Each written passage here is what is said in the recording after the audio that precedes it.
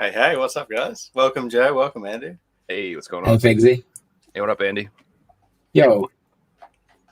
How are you guys? You all good this morning? This evening, Andy? Yeah, I'm awesome, man. Awesome. Yeah, I'm doing good. This is the first time I've done the podcast. It's not 2 a.m. I completely. You look really nice, Joe, but it's probably just have a shower and you're not. Yes, it's amazing. I'm clean. I'm showered. I'm having. You do. You've got like you've got a morning glow to you, not like it's 2 a.m. in the morning and I haven't slept yet. Fucking doom and gloom on look on your face. Well, that's the truth. I've had people like say, like, "Hey, man, are you upset?" I'm like, "No, I'm dying." I'm just like. I'm not. I've honestly fairly conscious.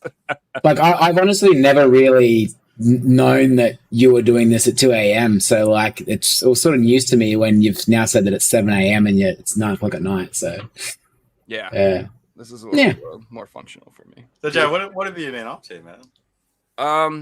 I've been doing the games, collecting a lot, but I got a promotion at my job. Pretty excited about that. Got like a really nice job. That's way better than my old job, and it pays me more money. And boy, is that a good combination. So I am very pleased, and I am going to be buying so much crap that I have been putting off buying. So I am excited. Literally, I'm just like, I'm going to get this. I'm going to get this. I'm going to get this. So you guys should get lots of pickups, hopefully, in the next few months. That sounds exciting. And you can get like your computer fixed. And... Or a new computer, man. New computer. I'm getting a bonus. They're giving me like a $1,500 bonus this week. So I'm going to spend it on a third of a computer. Because if you want me to help you pick parts, I don't mind helping you pick parts. Oh, absolutely.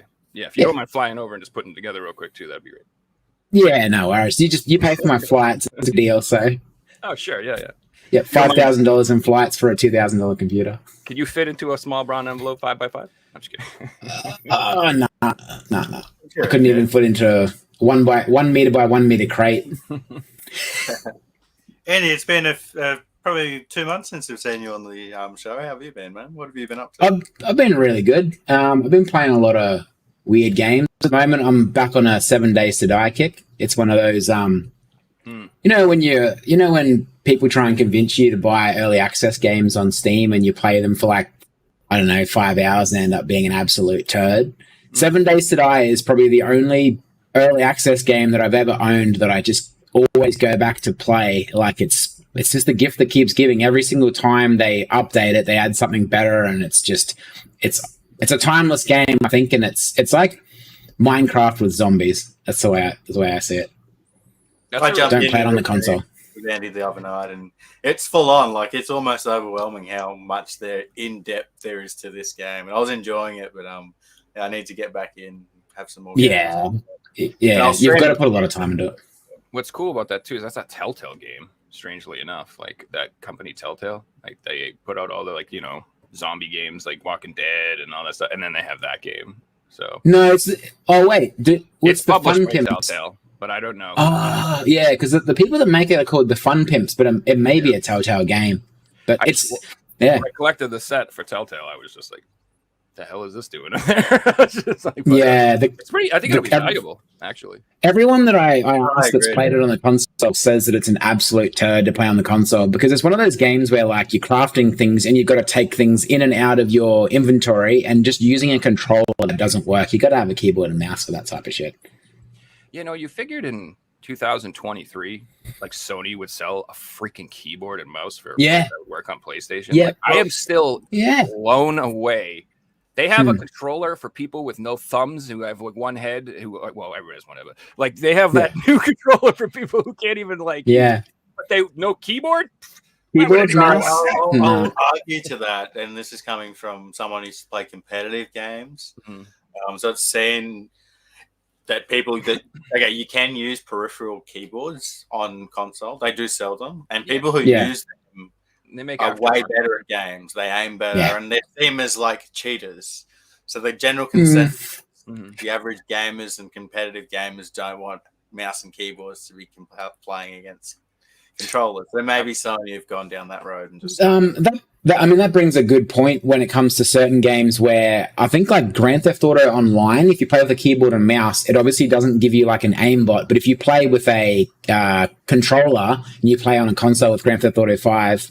it'll give you an aim bot, like it'll auto aim at people. So yeah, I've heard arguments both way that says like the controllers have aim assist now to the point they where do, yeah. it's pretty Yep. even. I think COD even has that. Like new COD game has that sort of shit in it. So, But like you know, Call of Duty, etc. And mouse and keyboard doesn't use aim assist. So PC players, that's the thing they say. Oh, it's not fair when we play against console gamers and they've got aim assists and it's crossplay, etc.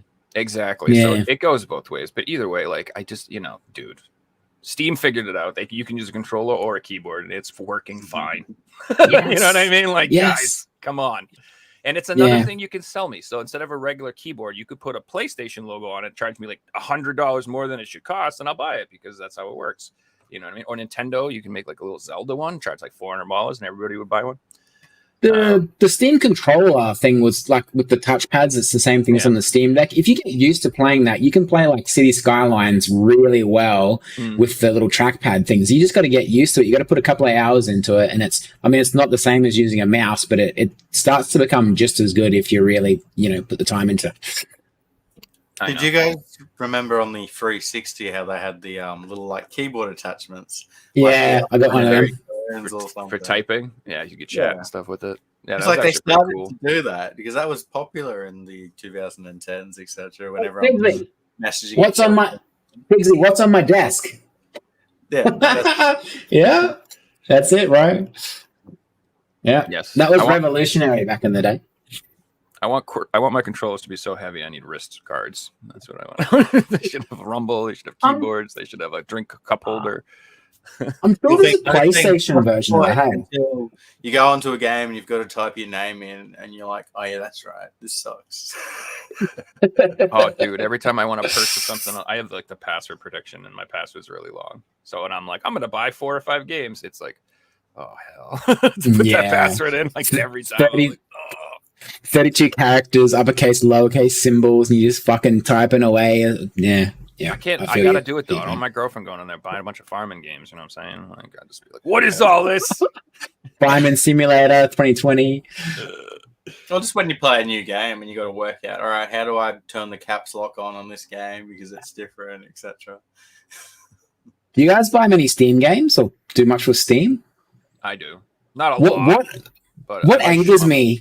Like, what fucking angers me about Steam is it can remember my fucking credit card, but it always asks me how fucking old I am. And it, like, it's always like, every time you go and click on to buy a game, it's like, fucking, how old are you? Well, you know how old I am. You have my fucking credit card. God, they should display the games I'm buying. Yeah. They're like, you boomer. What the hell are you buying that? A boomer shooter. You should be buying this boomer shooter. I've probably like 50 games on my Steam library, but it's like you watch a game and I'll just wait until it's like at that $5 price point. Because most games eventually drop down on Steam, or you can go to G2 and get a code for it, etc. Well, yeah, add it to your wish list, man, and then like when it's on sale, it's you can get massive savings on stuff. Yeah, or is there any deals.com? I don't ever go shopping on Steam, but basically when everyone tells me there's a massive sale, I'll just go on and buy packs and stuff. Yeah. And then some of it, I don't play them. Some of it's crazy. Like the Valve pack is normally $95, but if you wait till the end of the year sales, it's like $5 and you get like 40 games. Yeah, insane. I've done that for certain publishers, like getting 15 Total War games for like $100 and different things like that. It's like, sweet. Yeah. Set for the next 2 years. Yeah, my roommate, he has like I'm going to say like 3,000 games on Steam, probably. Oh, wow. And so he does. It's funny because he is like a digital collector. The dude's got this everything. But, if I really, he can just share his account with me. So I really don't have a reason to buy anything on Steam. Like, seriously, I could be like anything. He'd be like, yeah. He's got so much stuff. And all he does is play Apex. So he's just as bad as everybody else, too. He just plays Apex all the time. Nothing else. So I bring that up because we haven't really spoken about that on the show, but like there's a lot of people out there that collect digital games and skins and stuff like that. I bought 200 brand new PC games a few years ago and I was selling them on eBay. And with PC games, they have the Steam codes. I sold so many just Steam codes to different collectors, and like they were telling me, put my collection and talking hundreds of dollars, like full libraries of every Football Manager, and it's collectors in China, and it's all over the world. It actually blew me away at how many people out there were doing this. It all just comes down to like how much space you've got, and if you actually enjoy having physical items, and if you care about reselling and stuff. And some people will literally prefer to collect things digitally, and that's perfectly okay. There's nothing wrong with that. He's been PC Master Race since day one. I mean, he's just he was like the first kid I know who was building PCs and getting like I remember we were in college and he got a student loan and bought himself a baller PC to play, to do homework. Homework. He had like two GPUs there at the time. They were like this SLI. Just massive. Yeah, dude, I think overheat, cook eggs on it. Oh yes. Skins are other things that are crazy. Like Call of Duty skins. Sorry, not Call of Duty. Counter-Strike skins, for example. Yep. They're carrying over knife skins. Yep. So these hundreds and tens of thousands of dollars that people have spent are now on still skins. And if you had skins and you played Counter-Strike 10 years ago, your skins are worth a bit of money today. It's crazy. The skins was a massive part of the gambling aspect of CS, right? Like people opening loot crates and shit and getting skins and stuff in there, I guess. So it started in Team Fortress 2 with the hats. Yeah, they had like loot boxes to get hats or something, and like that. I fucking love Team Fortress. For the Steam market to start, and then people started trading them, and the price of things went up. And like if you look on YouTube, there's videos about certain days where the Steam market crashed and different things like that. It's pretty interesting what happens. And like 5 hours, people can make hundreds of thousands of dollars just on one developer putting a zero or a decimal point in the wrong spot. It's crazy. Are the Steam cards still a massive thing? You know how like when you buy things on Steam, you accumulate cards, and then you can actually like redeem your cards for points to spend on things now. But I didn't know if you could trade them or not for actual money. I'm not too sure. Sorry. Yeah, no, that's all right. They're like sticker things. Maybe they're called stickers. I don't know. Yeah, like. They sort of go hand in hand with your achievements. You get certain stickers. Yeah, and you can redeem them for like custom keyboards and stuff for the Steam Deck and like backgrounds and stuff for your profile. So that's fun. Nice. Yeah, dude, I need a Steam Deck bad. I think that would push me over the edge in my Steam collecting or buying games. I would probably buy a lot of games if I got one. But I'm waiting for a new Rogue Ally, Ally, man. Dude, you look at the Rogue Ally, but there was a dude down the street selling a Rogue Ally all modded out for like $250, and I was that's sus. That's sus. Oh, there's something wrong there. Broke it.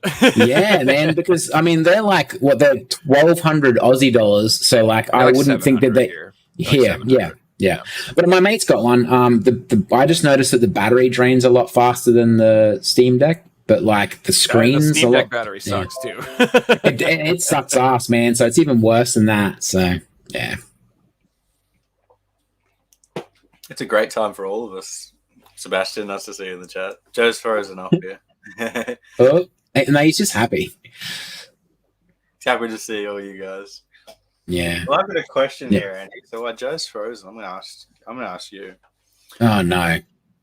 Put me on the spot. You never spent. So this is a question from a viewer. If you never spent money on video games, what do you think you would have collected or spent money on?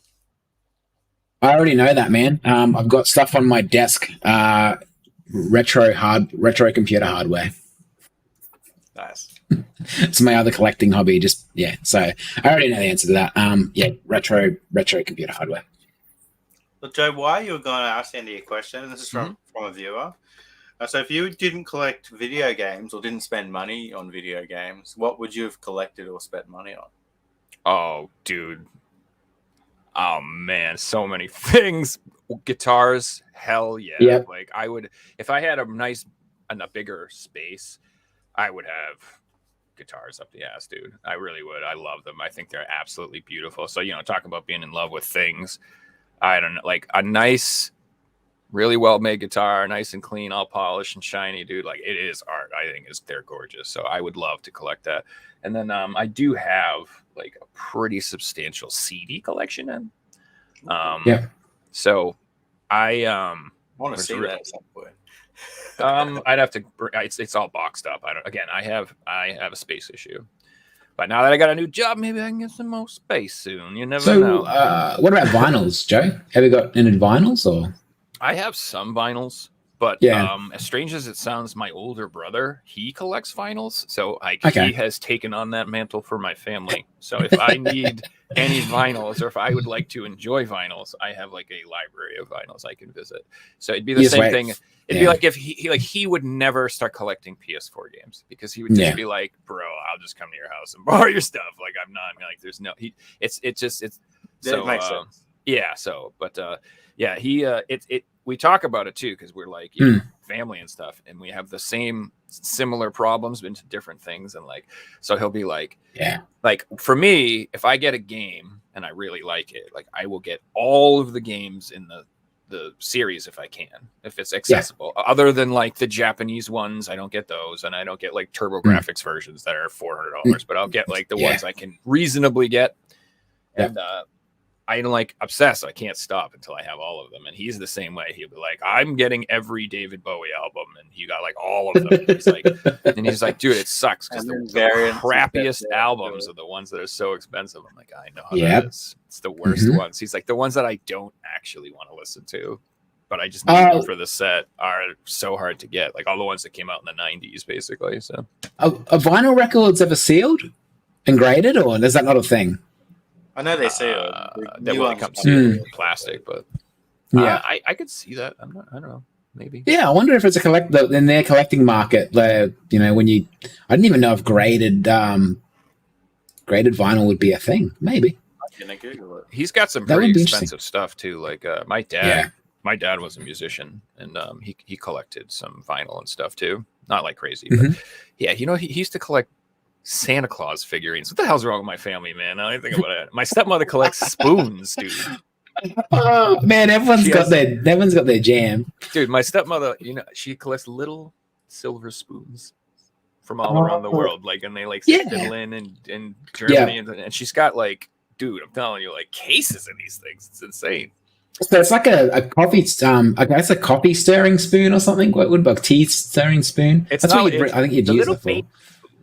They're like, wow. But anyway. Silverware is a thing, but I mean, silverware can be pretty lucrative. My dad, he had a really valuable Beatles record set. Beatles stuff's crazy.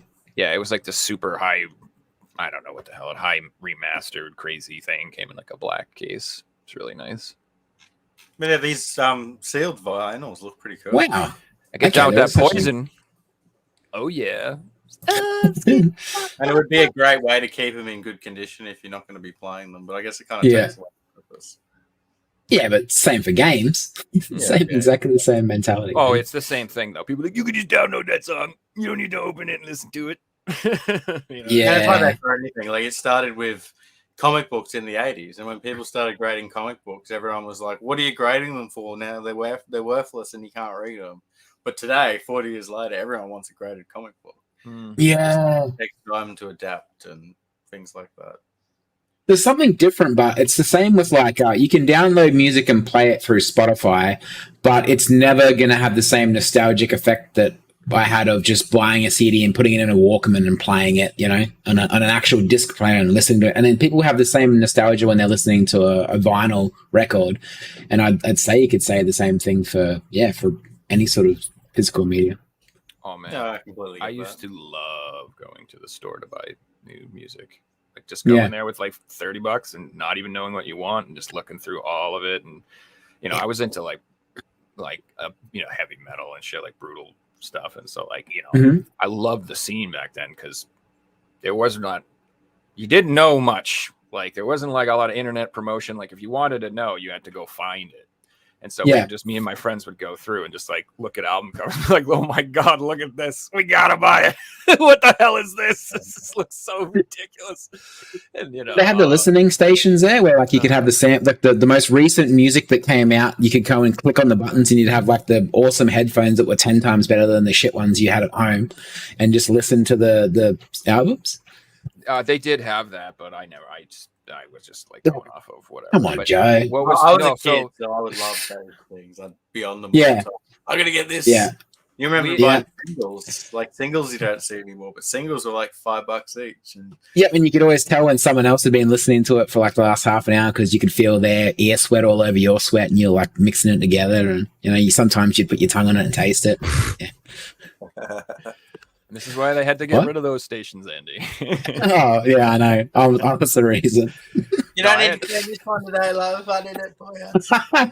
There was this guy. It was so lucky. Like there was like this old wizened metalhead that worked at the record store, and like it was people like all different tastes, but he was like the metal guy, you know what I mean? Yeah, the long hair and the beard back and it was so awesome because he was so excited that me and my friends liked this stuff because it's like back in the 90s, no one liked it at all. So it was the same. It's like how D&D was now everyone loves it, everything is cool, but nobody was cool with it back then. No, you're a nerd loser for playing D&D. Same thing.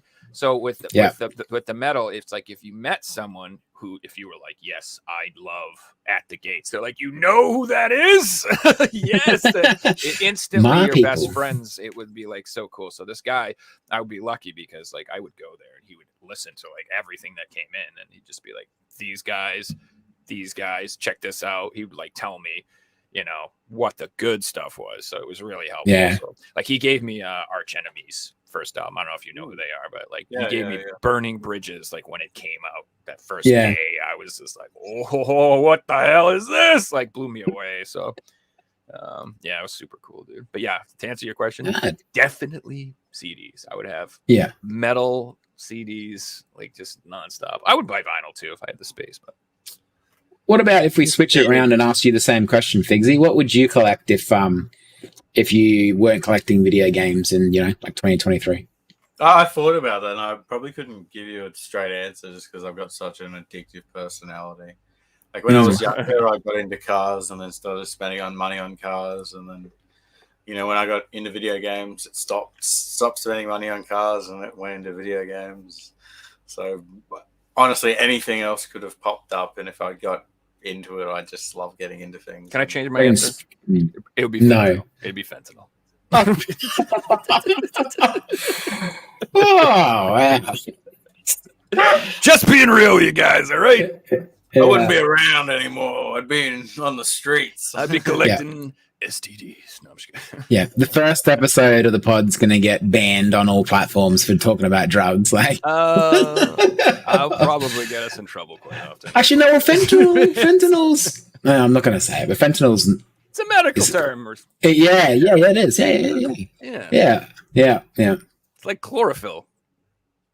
Yeah, it has legitimate purposes. It's not just maliciously used. It's true. Yeah, I use it to, no, I got nothing. Help people sleep. Yeah. It's really good for acne. I know you've got some things that you wanted to talk about tonight, Andy.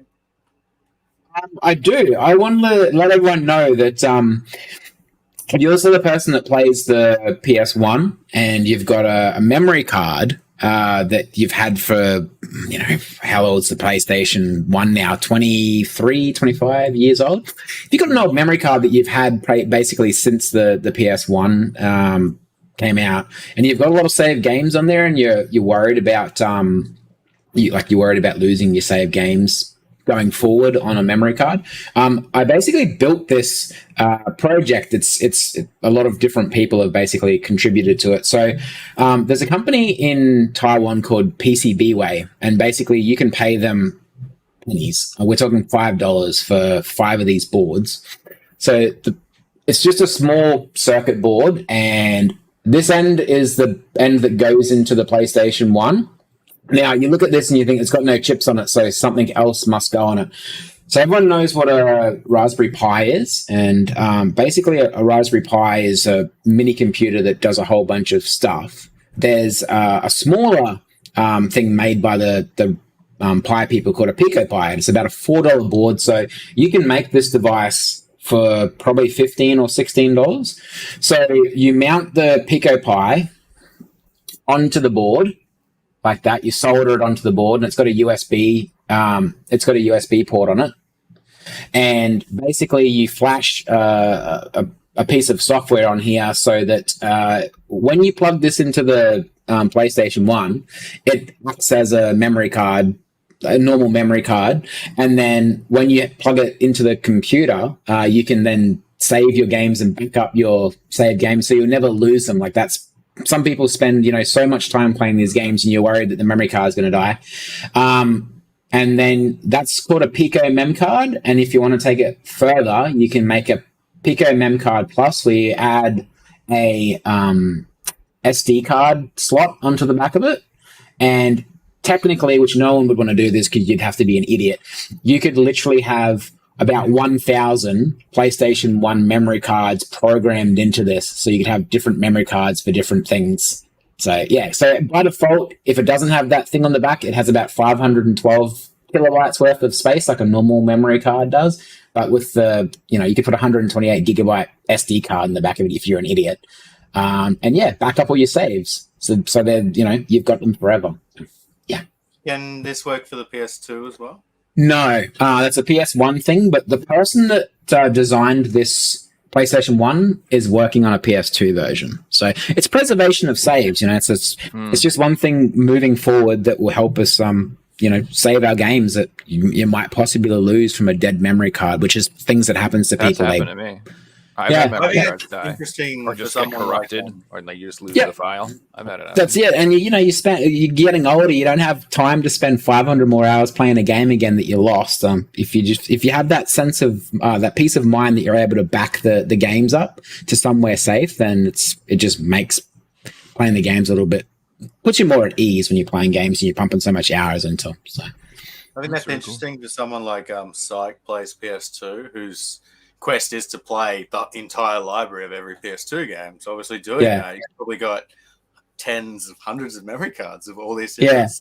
So he could do that, plop them all on the computer, and then when he wants to grab each game, just put them on there. That's really cool. Yeah, that's it. And yeah, with that, like I said, with the SD card board that you soldered to the back of it, it's, you could have thousands of virtual memory cards programmed into it with ease.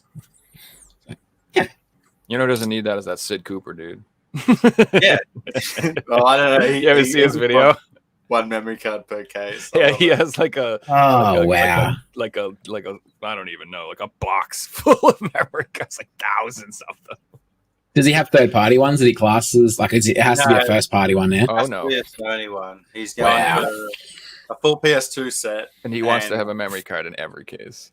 Yeah. I thought about collecting all the colors, and then I got up to the 5th color, and I was just like, "Fuck this!" Yeah, but they look great. Oh, they do. Yeah, they're awesome. I stopped keeping them. I have so many from just buying, packing, and trading over the years. I have probably 40 of them or something. So yeah. To answer 8 gigabyte, 64 gigabyte ones. To answer Jason's question about does it work if you plug it into the OG PS3 backwards compatible one with that adapter, I believe so, because the PlayStation 1 or anything else that you're plugging this into, it doesn't have it's a stupid it's a dumb device, meaning that the device on the other end, like the PlayStation, has no idea that this is a weird stupid board that I've made and here with a soldering iron. It just thinks that it's a PlayStation 1 memory card. For all intents and purposes. PS3, you can store save files for PS1 games. The hard drive acts as a memory card. Yeah. Are you going to make little cases with Figsy's face on them to put on them, or? I did print a case for it, but my printer was a little bit offset and it didn't click in properly, so I've got to make another one. But yeah, I could make one with Figsy's face in it. You should call them Figsy's cards, or Figsy's memory. I don't know. Figsy's memory. They'll be flushed in 10 minutes. That'll be shit. Yeah. Yeah. Yeah, I'll lose all my saved games the first time I try and save something on there. Yeah, you saved the day the other day. His computer just exploded. Yeah. Andy's the one that saved the podcast. My computer went, and Windows, the hard drive that Windows was saved on, basically was corrupted. So I pretty much lost everything. But Andy was able to get a USB on and save some stuff off that I needed, and we reset it and installed Windows on an SSD, and the computer's running like I bought a brand new computer 5 years ago. It's awesome. Sweet. Oh, Can I go back to another comment I was going to say something about right before we crashed? Yeah, of course. Yeah. Yeah, dudes, we're doing it at times where people can watch now. I'm so excited. We're going to have Sunday shows for European people, and it'll be at a time where you guys can like kind of watch it. And then we're going to probably do shows midweek for American people, for times where American people can watch it. It's going to be awesome. I'm super excited. It's a great time for Australians as well. This is 9 p.m. for us. It's 7 a.m. for Joe. Joe's an early bird. It's a great time for him. So yeah, I haven't even got into my fentanyl yet, so you guys got me in my peak. I mean, you guys can watch the decline of Joe. Yeah, hold on, be right back. No, just go back. People are going to clip that. What would you do if you weren't spending money on video games? Clip where he's like, well, like, this is where it started. This was the end. Yeah. It's okay. My goal is to be in one of them photos, like the before and after ones. My dad used to have a joke. He says, I'm a model. He's like, I do those before and after ads. He was like, I'm always the before. The memory of things. That's right. How you doing, man? That's awesome. I have another question from a viewer. Okay. So I should have written the names down. I wrote the questions down a few weeks ago, so I forgot who asked them. I do apologize. So we have a question. How did you get into collecting? Joe? So, I mean, I don't know if I told the story, but basically, like, I was always into gaming hardcore, like, from childhood. I've been playing since Atari. Like, I remember when I was a little kid, my dad one day went to this guy named Sonny's house, and he bought, like, 150 Atari games home. And it's the greatest day of my life still. I still remember it like it was yesterday. It was sick, dude. And he had like the floppy drive. So I had like Ultima and like all like Ravencroft and all these awesome, like, the actual big ass floppies, like the old school. Yeah, the 5-inch ones. 5.5 inch, yeah. Yeah. So I played like all the old school stuff. And so like I've just been addicted my whole life. And so I had a collection, from being a kid. And when we were in Martins, my younger brother was like, hey, I'm taking all our stuff. And I was like, okay. I didn't really care. Like, I was just like, I wasn't into gaming as much anymore. Like, I kind of fell out of it. And so he took everything. And then, I wasn't a huge deal. But then one day he's just like, hey, I sold it all. And I'm like, what? He's like, yeah, I just sold it. And like, as soon as he sold it, I was like, you son of a, and like wanted it all. The second it was gone, you know what I mean? Because I always thought I could get it back if I wanted it, you know what I mean? If I wanted to play something. But once it was gone, I was like, dude, I got to rebuild. And so I started out collecting, just rebuilding my childhood games like most people do. So I started getting like all the PS1 games I wanted specifically. And then it just sort of spiraled from there. It just kind of got out of hand. And then, I was always still into modern gaming too.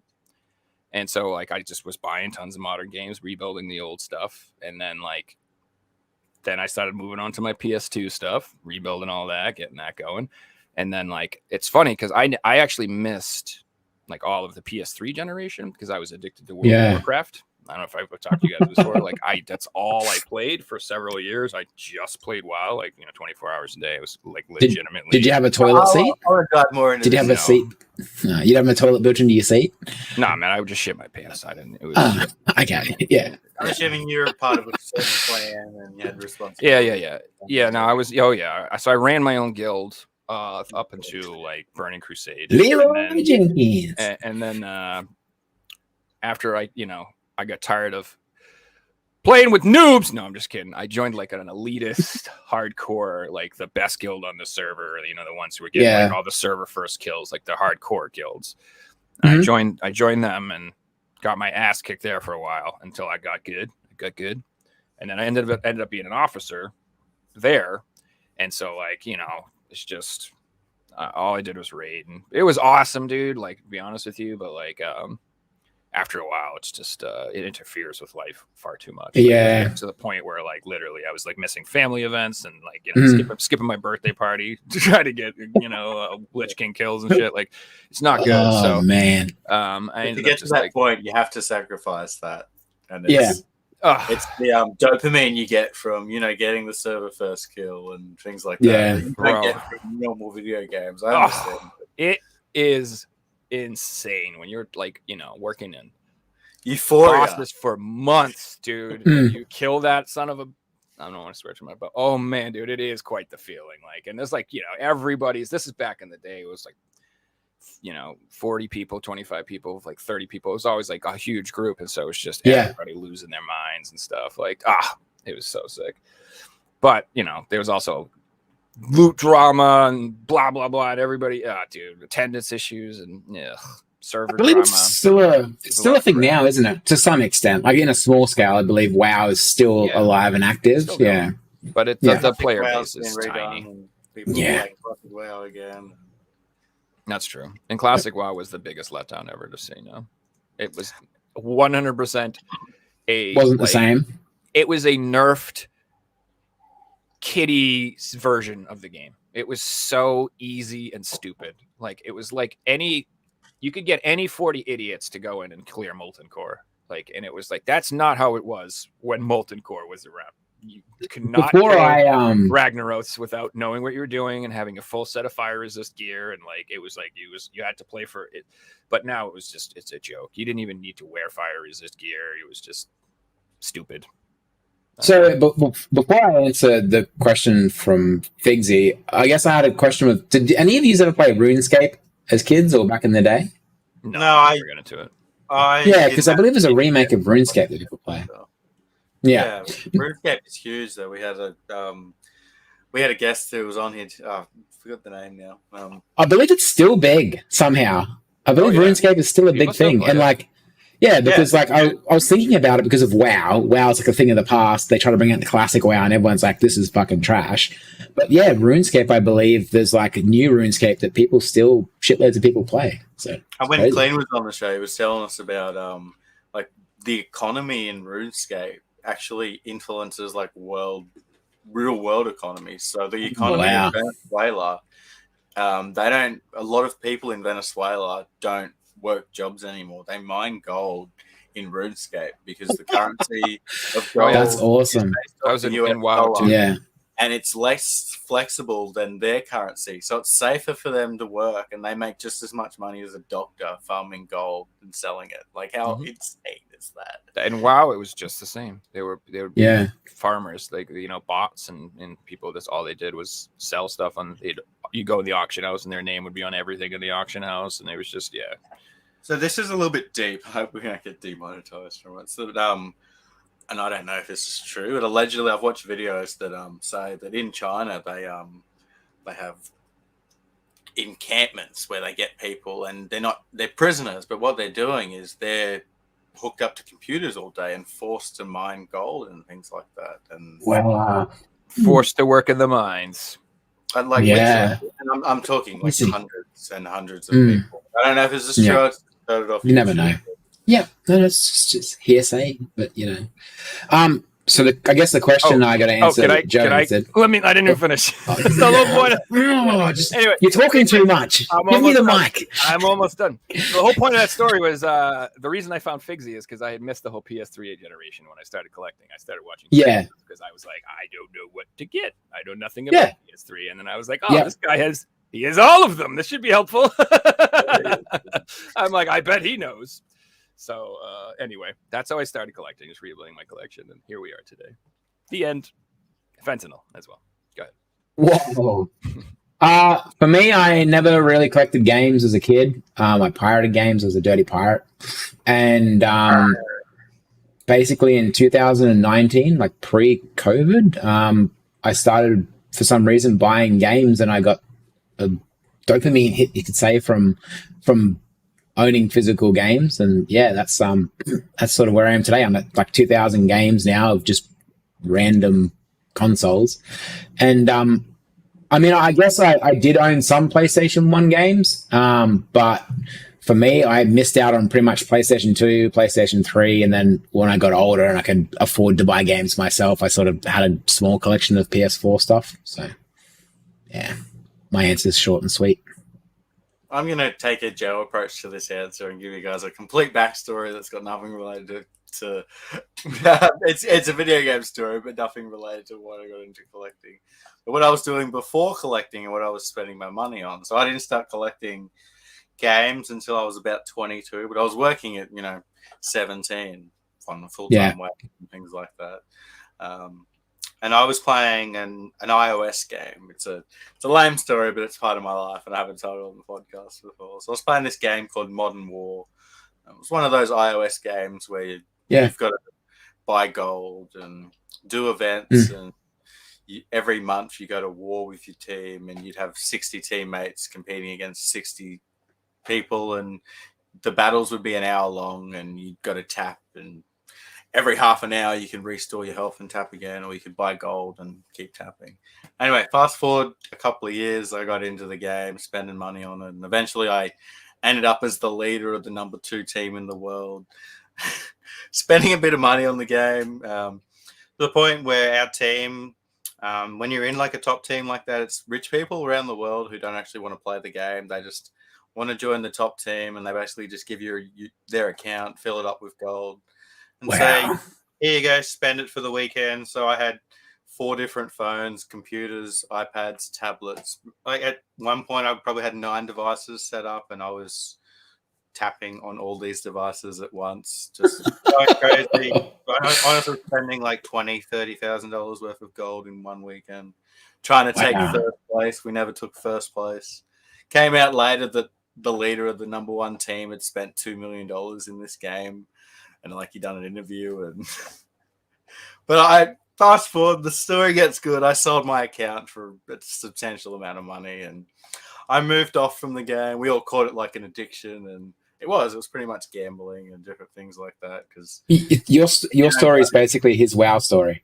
Yeah, exactly. Yeah, and I wish I did play WoW. I didn't sell my account just in case I want to go back. It's still there. But I got out of this, and when I got out of it, I wanted to play video games. So I just started. I'm not playing this game anymore. Deleted all games off my phone. I'm not playing any mobile games. I'm going to play real games. And I just started I bought a PS3, and I just started getting into the PS3 library. Wow. And at the time, Cash Converters sold 2 PS3 games for $15, and I was at uni at the time, so I didn't have that much money.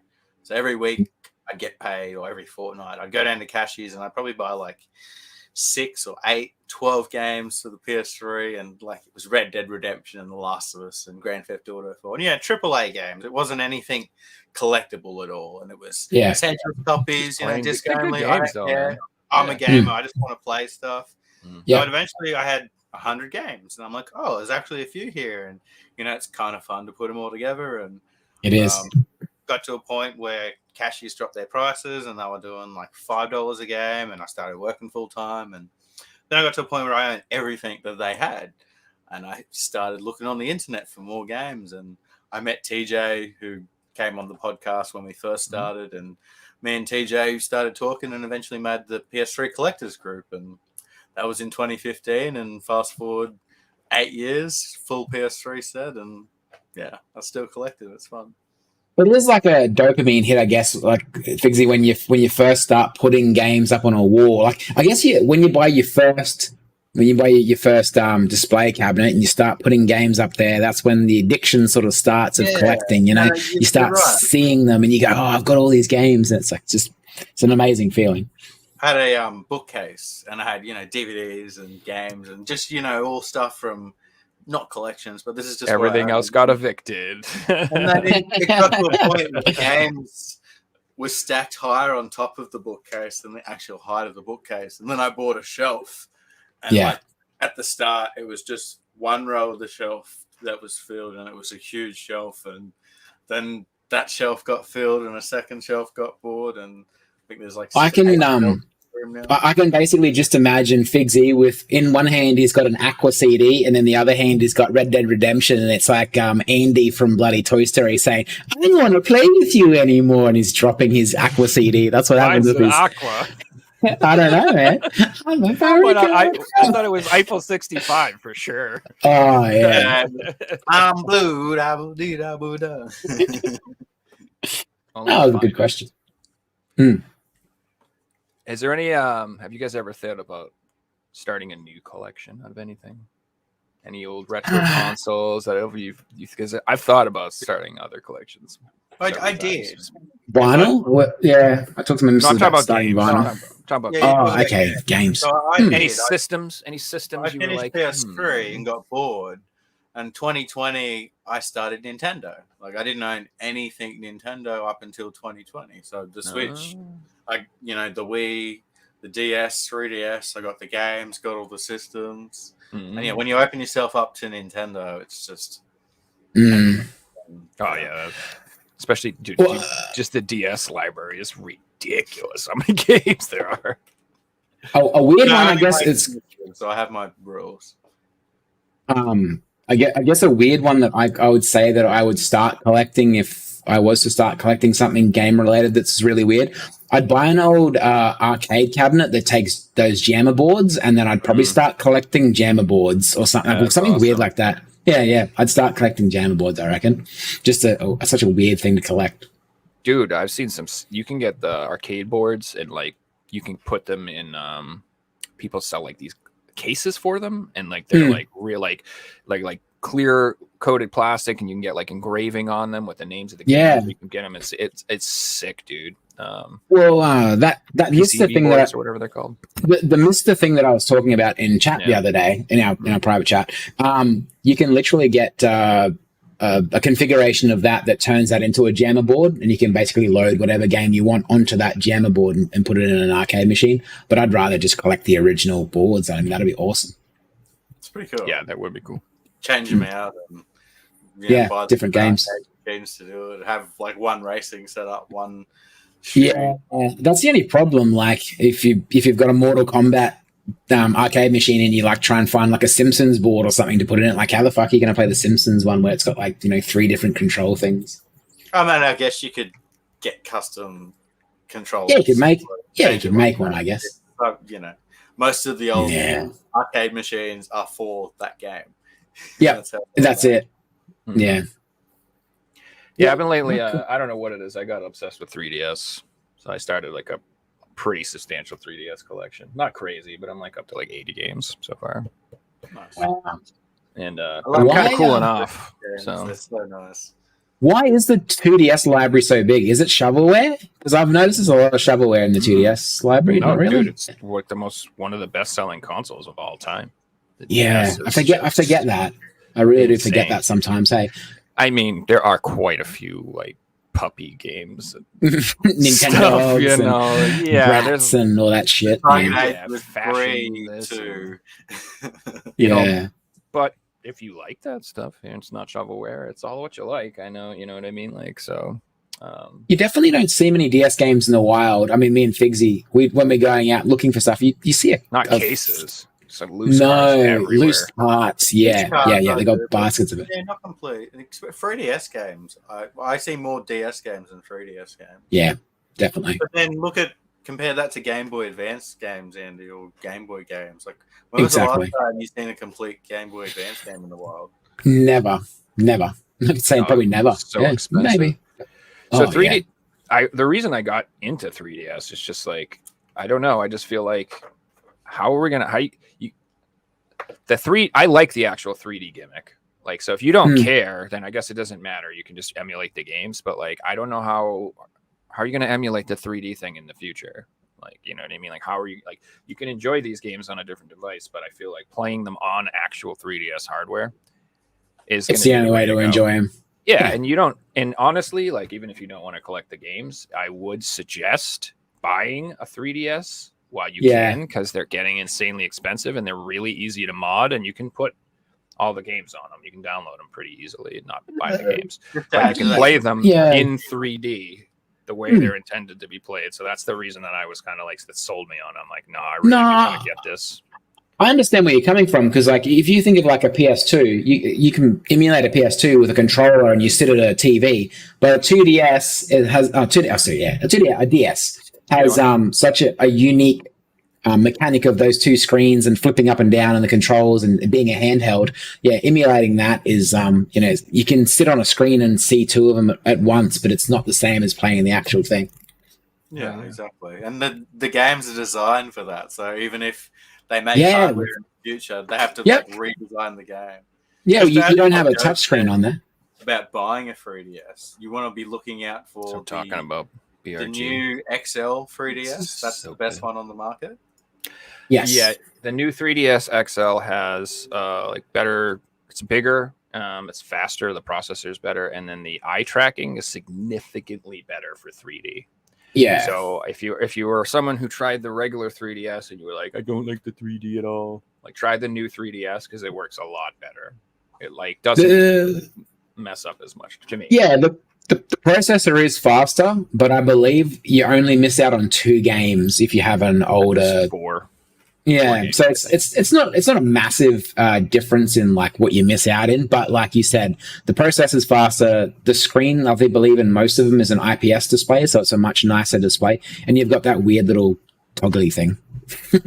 Yeah, well, that's another thing. You do get the extra button because there's not 2 analog sticks, and so so there's 2 ways to solve that. If you have the old 3DS in Japan, they sold this thing. They call it the boat. Most people call it, but you can put it.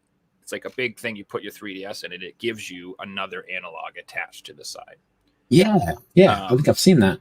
So you can do that, but then the new 3DS, it has just that little nub, and that operates as a second analog. Although it's you're basically rubbing your thumb on a pencil eraser. It's not quite. the DS is definitely like the most unergonomic handheld you could possibly, other than the PSP Go. Grip. It's too small and flat, and it cramps my hands. Like I have to get a grip to play it, otherwise, no way. Guys, let's move on to one of our regular segments. I think it's time to play Figsy's quiz. Oh dear God! Yeah. We're working on a new animation for the quiz, but in the meantime, let's get the quiz going with round number 1. Who wants to go first? Fight. I reckon I got an idea, Joe. How about we rock, paper, scissors for it? Okay. All right. Let's do it. I hope there's a lag so I can see. Who wins gets to pick? Is that what we're doing? Whoever wins gets to pick, yeah. Okay. 1, 2, 3, shoot. You cheating motherfucker. Oh, no, all right. We're good. I win. You cheated. Fuck's sake. He blames the ping. I'm in Australia. We got ping. Yeah. I'll go first. Internet's upside down. I'll go first. Let's do it. Yep. Okay. Right. So once again, thank you to Pavel for providing the questions and answers to today's quiz. So let's get into it with question number 1. Which Resident Evil character was not present in the Marvel vs. Capcom 3 game? Was it Nemesis, Albert Wesker, Jill Valentine, or Leon Kennedy? I have no clue whatsoever, so I'm going to say Wesker. That is incorrect. Andy? I'm just hoping Nemesis is in there. It's cool. I honestly have no idea about this question. I'm just going to take a guess and say, what did Joe already say? Joe said Wesker. Wesker. He said Wesker. I think it's right this time. I think you should say Wesker. Leon. Which one, Andy? Sorry? Leon. The correct answer was Leon. Andy takes the first one. Oh. Yeah, I honestly didn't know that. And I thought Joe had actually frozen, but it was just him being shocked at not knowing the question on the screen. All right, I was upset. I'm like, Resident Evil, I should know this. And then I'm like, Marvel vs. Capcom, I don't know this. What the fuck? Yeah. This one's for Andy. Okay. Besides Pikachu, which Pokemon was playable in Super Smash Bros. On N64? Was it Jigglypuff, Squirtle, Charmander, or Mewtwo?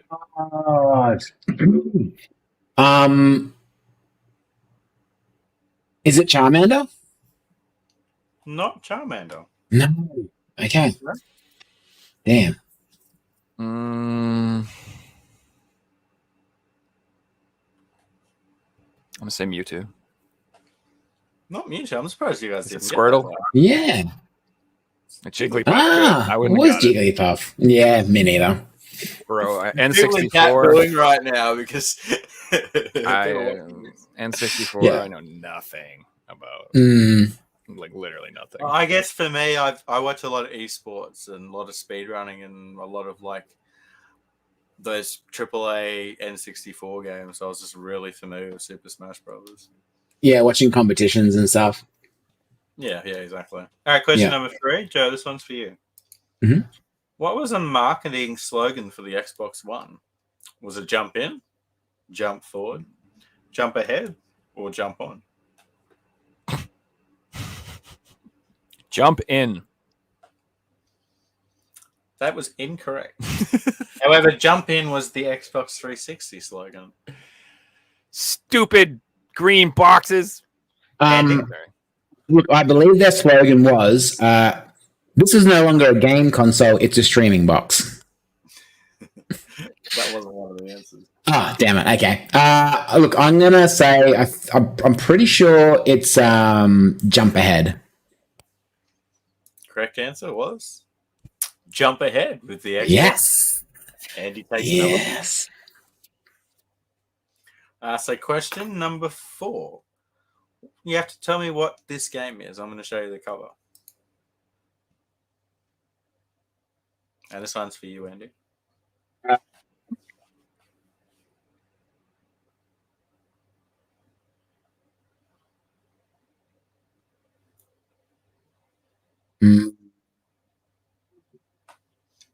Wow. Do. Look, I'm going to take a stab in the dark, and it's going to be completely wrong. It's Outlast, isn't it? No, it's not Outlast. Not Outlast. Joe, No. for the steal.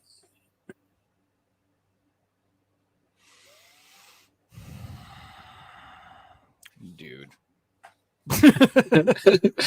Japanese horror game. God, it could be one of the 1,000 Dead by Daylights. No, but it's got like it looks like a city or something on the bottom. Damn. Is it a city? Or is it a hallway What with is it? smoke in it? I'm not even sure. Like, looks like.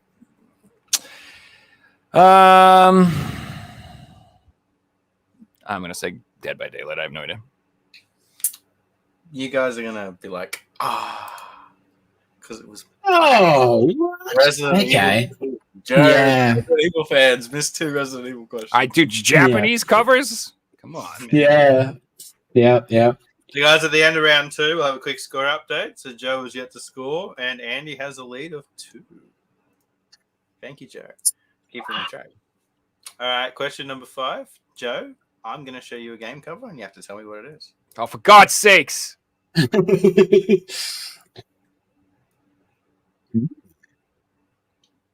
Mm. HBO.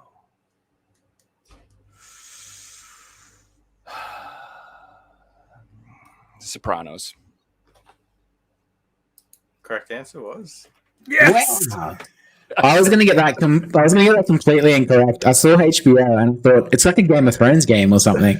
I literally had no idea. It said Bada Bing and HBO, and I'm like, that's Yeah, Sopranos. Bada Bing Bada Pod. Bing. Yeah. It's gotta be. I thought that was like just a random thumbnail that someone, like a copyright thumbnail that a watermark that someone had put on there, but no, that makes Well, sense. of course, it was the limited edition cover, which I'd never see now. So I'm like, damn, I actually have seen the Sopranos cover. But yeah. anyway. That makes sense. That was a hard one. Question number 6. Andy, this one's for you. Mhm. What game was this controller for? Dude, that's the. I have this game. It's for the Wii, obviously. Yep. It's. It's a real controller. I know. It's not a sex toy. It looks like a sex toy. That was my thought. Yeah. Wipe it off at least, first, guys. What is It's that? for a kid's game, of course.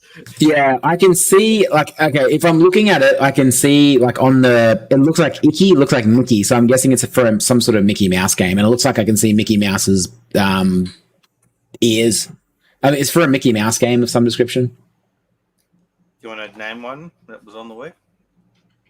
I don't know the name of it. I know it's a Mickey Mouse game. No, I'm gonna hand it Mickey over to Mouse's house. Joe. This would be Mickey's Paintbrush. Butthole of Illusion. So I'm going to give Andy half a point for getting Mickey. The No! character Yeah. we were looking for was Epic Mickey, the Power of Two. That's not Ah. no points. No, you didn't get it. That's not fair. You can't say Mickey. Yeah. That's 1,000 Mickey games. That's BS. I could just be like, it's a Wii game. I want a quarter of a point. We'll have No to more half points. We'll have to ask Pavel after the 0.25. This isn't non. There are rules. You were over the line. All right, let's move on to the final round, guys. Round number 4. Round 4. Fight. If that half point comes into consideration, then we will. I'll put the half point in there. All right, I'm gonna question lose 7. no matter what. I'm not worried. Joe, this one's for you. So I'm going to show you a photo, and you have to tell me from the images shown what PS1 game we're looking at. Okay.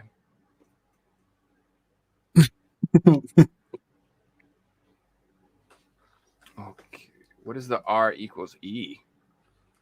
So substitute E for the letter R. What? Yeah. What the fuck? Like, what the hell? This is a PS1 game. This is a PS1 game.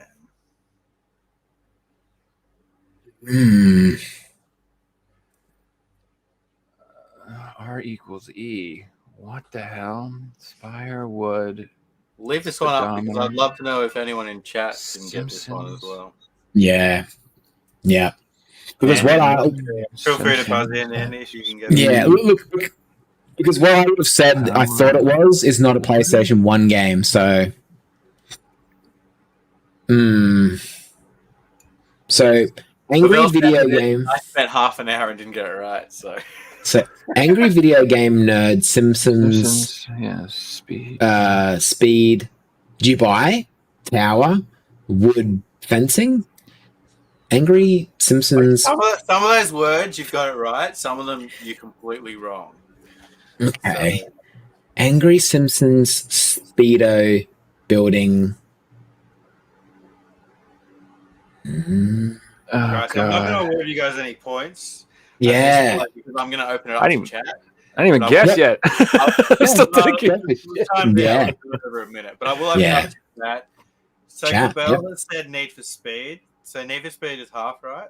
Yeah, I was gonna say Need for Speed, something high stakes, but I don't. You didn't give me a chance to fucking guess, man. I'm trying to remember the name of the stakes and what it was. Oh, Need for Speed high something high. Right here. yeah. Yeah. Yeah, dude, that's literally what I was gonna say. You didn't let me guess. I'm so mad. Didn't give me no points. We'll And give you Joe a started point talking for that. over me. Don't blame me. I knew. Don't I knew. blame me. The 4 was messing with me. I did not put that together. I was like, need. Yeah, I know. Speed. It was such a BS question. It was so hard. Yeah. Need for Speed high fence. All right, final one. I'm for taking Andy. that point.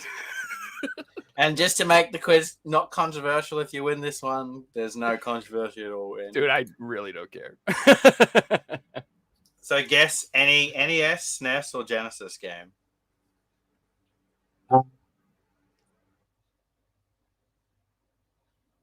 Echo the Dolphin. It's not Echo the Dolphin, Joe.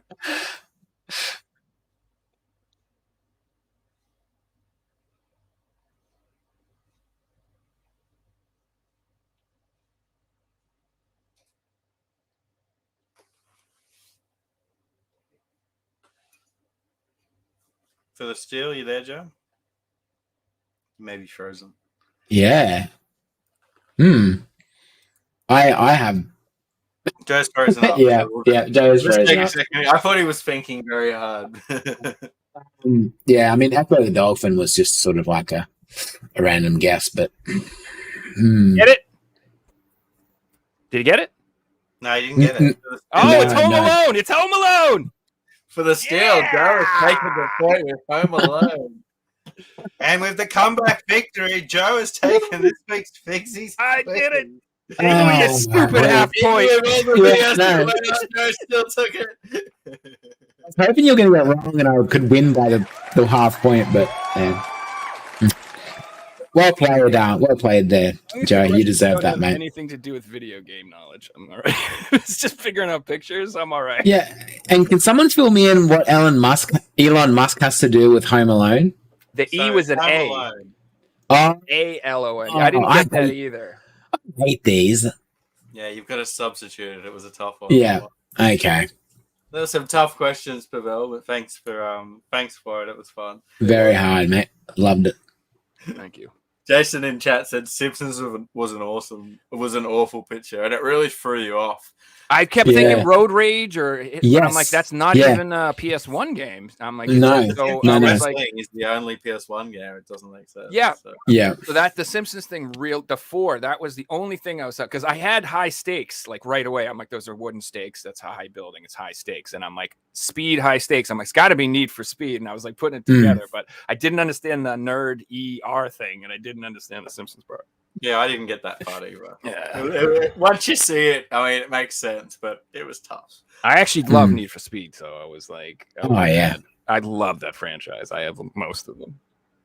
My favorite Need for Speed game started on the PS1. The Porsche Challenge, eh? Hell yeah, that one was dope. Oi! Wow. Almost went under the coffee. That's it, man. Speed. Yeah. Porsche 2000. I haven't got the black label copy. I've just got it in the double pack, and this is actually my childhood copy. That's awesome. Yeah. And Motor Race is a mad game too, man. Yeah, so much fun in Motor Race too. But this game, oh my god, this is amazing. It was good. That car alone. So many hours. Boxster. And just for me, like my dad didn't really play video games, but he would play racing games with us. So it was that's cool. That's so High Stakes. Was High Stakes the first one that had like police chases in it?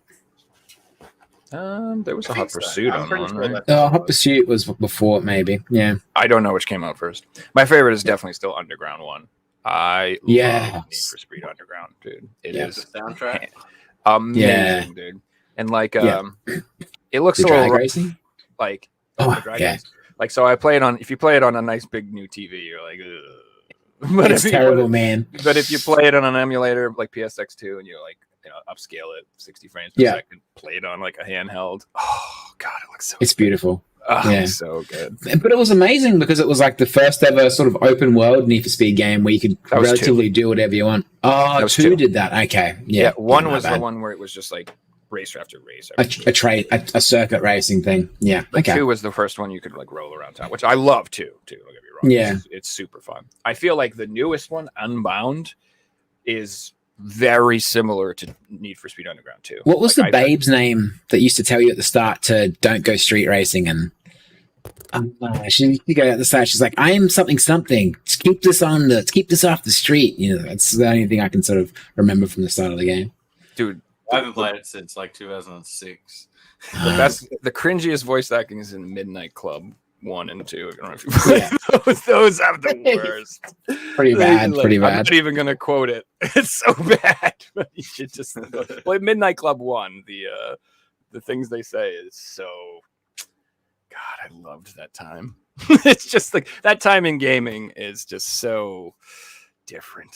Like, well, there was definitely a time before, like, I mean, there was games when they didn't have voiceover, like voice acting was not a thing in, Well, not only that, it was just like people were like trying to be edgy and they were trying to be funny and they didn't care if they were offending you and they didn't care. It was just insanity. Like back then, the crazier you made your game, the better. And now we got the people who make Saint Row being like, we need to make everyone polite and nice. Everyone, here's a mission where you give cupcakes to Girl Scouts. I'm like, what the hell is this? I want to play something stupid and offensive and over the top. Yeah. Ridiculous. What is wrong with you people? Like a lot of the first games had like people, I guess would you say white people, doing like sort of half considered racist stereotype accents and stuff of other people in the voiceovers of certain games. Like I remember when that was a thing with arcade games and stuff when they first started doing it, where you'd have someone. Look at The Simpsons, Yeah. Like, it was just accepted back in the 90s, and today it's totally different. So Exactly. Yeah, because Even everybody like was children's TV freaking shows. normal back then, and nobody was brainwashed 24 hours a day to be like, whoa, I don't want to hurt everyone's feelings. Whoa. So stupid. Like, none of these people would have ever survived growing up with my group of friends. You could never Yeah. tortured each other constantly. Like, it was nonstop. Just, oh man, dude. Like, I don't even know. Physically and I mentally. can't even imagine. Yeah. Do you go Like- through the age where like he's fight all the time and it was fun? Yeah. For fun. We would fight for fun. We like wrestling and shit. We would Wrestle. just Yeah, beat just the shit wrestle out each of other. and Yeah. I fucking- watched this yeah, TikTok dude. the other day, and it We would was just get, people we would watching- drink and just like, I remember my friend put my friend through a plate front window once because of N64 WCW Heads of Revenge. They got That game was they so went good. through the window out to the front yard. I was watching this Sometimes. TikTok the other day of people watching UFC, and it's like 10 minutes into watching UFC, and they're all sitting there arguing with each other about what moves better. It's like 20 Yeah. minutes into watching UFC, and two of them on the ground. Like, Yeah. doing techniques. It's like I'll 1 show you hour an into armbar. watching UFC, and every single one of them's on the ground. Like, so true, but Yeah. oh my god, good times. You guys want to do homework? Want to show some things or? Yeah, so homework, we're going to call it show and tell, and we have Yeah. a little thumbnail for it. Do we? So here is show and tell, guys. Here it is. Figsy Jesus and Joe Riggs. Right? It's like every FIFA game in the background. I think that's a post of every FIFA game in the background. Wow. Why are these two things related? There's like a graded Wii U copy in the center. Yeah, I see the South African version of the World Cup soccer games. It's all soccer games, isn't it? Yeah. That's So, guys, actually the way impressive. this segment is going to work is we're going to grab something interesting from out of our collection and showcase it to you guys. Hopefully, something that you don't really see every day and has a little story attached to it. So, who would like to go first tonight? I'll go first. Yep. Okay, so not many people know, but like about a month ago, I went on a cruise, and on that cruise, it went from New York to from England to New York, and on the way, I actually picked up something from out of the ocean. Yeah. So I've got this controller that I got, and I had to clean some stuff off it, and it was a bit salty, but yeah. No. Jokes aside, those are the best PS2 controllers, full stop. Look, I mean, it still takes Sturdy. AA batteries. It takes AA batteries, which is scary, like that you would trust this to, drive a sub with AA batteries. Anyway, I'm not going to go there, but yeah, I did go there. Okay, so for show and tell, I have a weird story. So when I started collecting, I didn't know really much about what PAL and NTSC was. So my first ever collecting mistake was me and my partner have a sort of like a thing where we like playing SingStar games, we like karaoke, and I couldn't find a country SingStar game on like Australian in like any of the stores here or even on Australian eBay. So I looked on American eBay and I found this. And when it arrived, I put it in my PlayStation 2 and it didn't fucking work. So yeah, now I've got an NTSC copy of SingStar Country that I can't use, I can't play because I don't have a... And that's a shame. You got And- Brad Paisley with Alan. Yeah, Alan Jackson. It gets harder than Hoochie Coochie. Oh, man. Yeah, you got That's Brooks pure and Dunn. America right there, boy. Yeah, so that was one of my collecting mistakes. Andy, that was the might Sings- actually work in a PS3, funnily enough. possibly. SingStar games work on PS3, so try it. So I'm only going to have to spend $800 on a backwards compatible PlayStation 3 and I'll be able to play it. Okay, so I guess this is a game that I've been playing recently, and it's kind of related to Need for Speed. It's basically Ubisoft's version of Need for Speed for the 360. Have you ever seen this before? Yeah, that's good. And it's an expensive game for some reason. Yeah, and it's got licensed cars and stuff in it, and it's basically like an underground copy. That's awesome. Yeah, it Was wasn't an too bad. Australian exclusive? I don't know if it's an Australian exclusive. I've never seen it on like a an American person's channel, like showing video game stuff. I don't know. Maybe. I have a feeling that it's an exclusive game, but I could be wrong. Yeah, it's cool. Look, I've got a weird fetish for pinball and pinball games, and I can't afford a pinball table, so this is the best thing. There's some real pinball games out there. Oh yeah, I was looking the other day at a Back to the Future pinball table, and I'm like, yeah, that couldn't be that expensive, and it was 16 grand. So, nope. Jesus. Yeah, so pinball, and yeah, that's all I got to show. Yeah, that's me done. What do you got first, Jeff? So I mean, I don't know. There's a bunch of stuff I could show, but like, my favorite like game of all time, probably, like honestly, is Binding of Isaac. I put like thousands and thousands and thousands of hours into that game, like no joke, probably like 3,000-4,000 hours total. So I just want to show you some of my stuff. So I couldn't find my PS4 copy. I swear to God, I own it, but this is the original release. It's Binding of Isaac Afterbirth Plus. If you want the like quote unquote old version or vanilla, this is like one of the second or third versions of the game, and a lot of people prefer this one over the new one still, I believe. And it's kind of cool to have, but it will update to the new game a lot as well if you let it update. So if you do want to play the old version, you're like don't want to update it.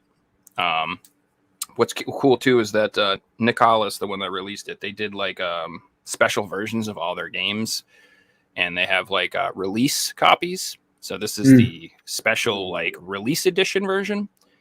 So it comes with the cooler artwork on the cover. It comes with this little sticker, and then it's got some like stickers inside of it and some other stuff that it comes with too.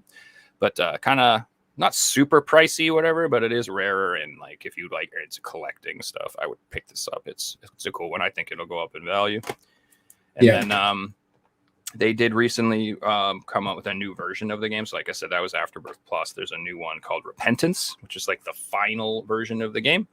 And they released these special editions for them. So I picked up the PS4 and the Switch copy. So, okay, the slip covers. I'm like, how is it blank? So those are the two spines. PS5 copy? PS5 copy, yeah. Yeah, I'm sorry, it's PS5, not PS4. Did I say PS4? Yeah, so this is the Switch and PS5 copy. Oh, so it's in a G3. It looks like it's Switch. I'm not opening it, so yes, it's in a huge ass case. I don't know why. Yeah, exactly. Okay. But there might be something that's like in there. Or it's not. It's not blank. It's actually embossed with the logo for. Oh wow! Yeah, I can see that now from that angle. Yeah, that's cool. The, like main like abilities in the game. So and then it comes with like some stuff in the back. It's got this cool like sparkly TV thing going on here. Like I said, I'm not opening your album cover that. Because I own them digitally as well. And then the Holy Grail for Binding of Isaac collection I don't have, but there is a Vita Binding of Isaac, and it's for Rebirth. It's the version before Afterbirth Plus, so that was like the popular version that got released like during the Vita time. And it didn't actually get an official release. Occasionally you'll see them online, and they go for $5,000. $4,000, $6,000. They're just insane. What? They're insane. They're gonna release them one day.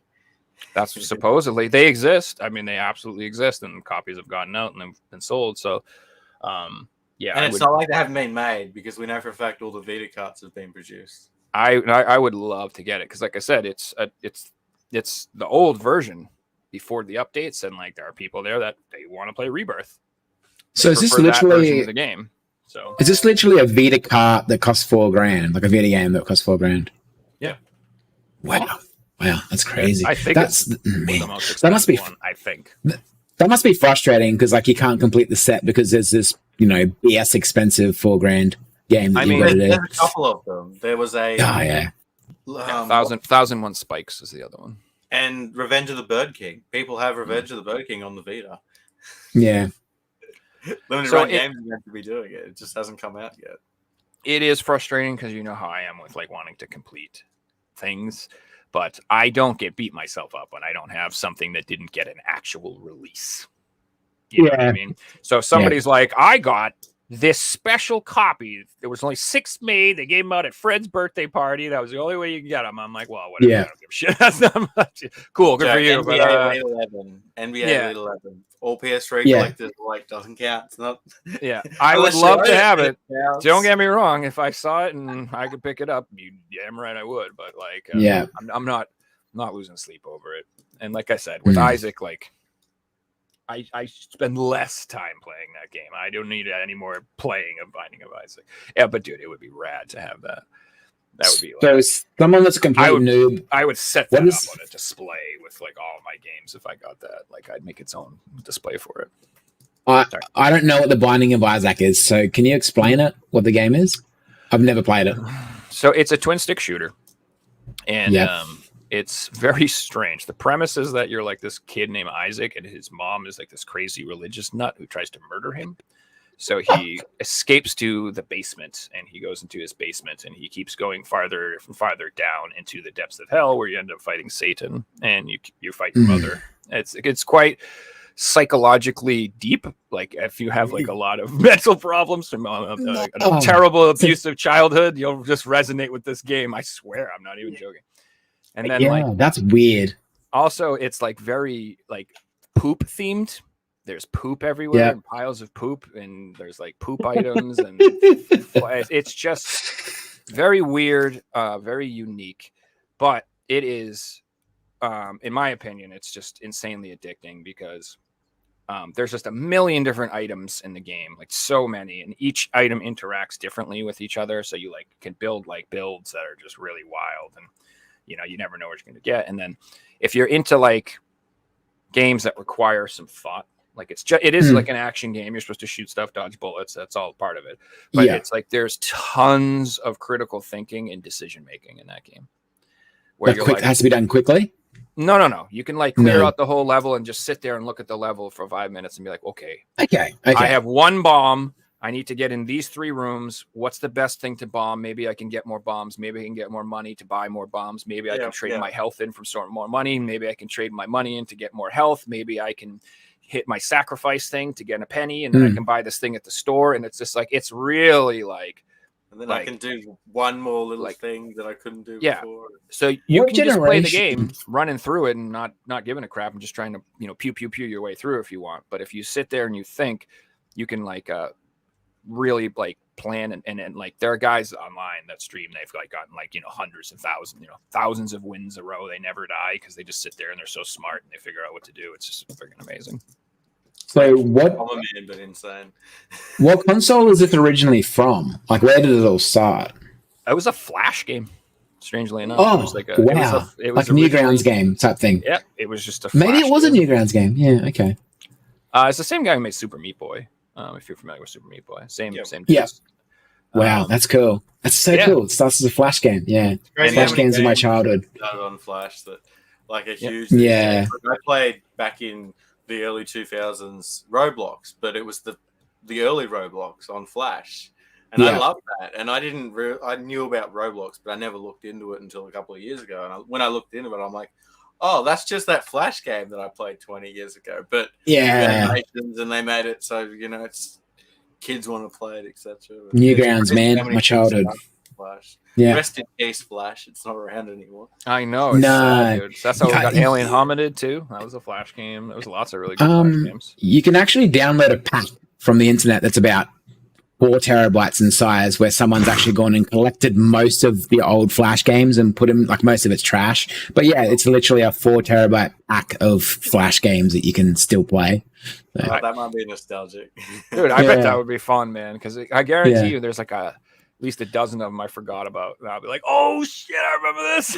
I love this. Remember the one where Line Rider, where you just had to like make a line and then this dude would like ski across it and just go infinitely if your line just kept going and all the stuff. Yeah. Miniclip.com and all those sort of sites. Yeah. I got my pickup, guys. So there's a good story. I've just got one, but there's a really good story attached to this pack. So this is an interesting pack. Wow. It's a 7-in-1 pack from France. So if you look at the front, it includes... What a bunch of random ass games. It includes Tekken 6, They've got Soul Calibur 5, Tekken Tekken 10. Tag Tournament 2, One Piece. One Piece Pirate Warrior 1, 2, Unlimited World Red, and then JoJo's Bizarre Adventure All-Star Battle. That's pretty cool, actually, man. This weird pack. Why? I've only ever seen it Nice once. edition too, dude. Yeah. Does it actually have 7 discs? Pieces inside. Oh, okay. So how it's worked is, I will open it for you guys because it's not sealed, and there's a sad story behind that. Anyway, I've seen it on eBay. It was in France, and collecting a full PS3 set. I always talked to Kevin Walters at the time because we were collecting full, like going for the same games at the same time, so helping each other out. It was $300, and we've been watching this thing for months, and we're like, I've never seen this before. We're never going to see it again. And there was a couple of them today, so we both bought it at the same time, and then they were gone. He got his, and I got mine, and I was so upset because they customs opened it.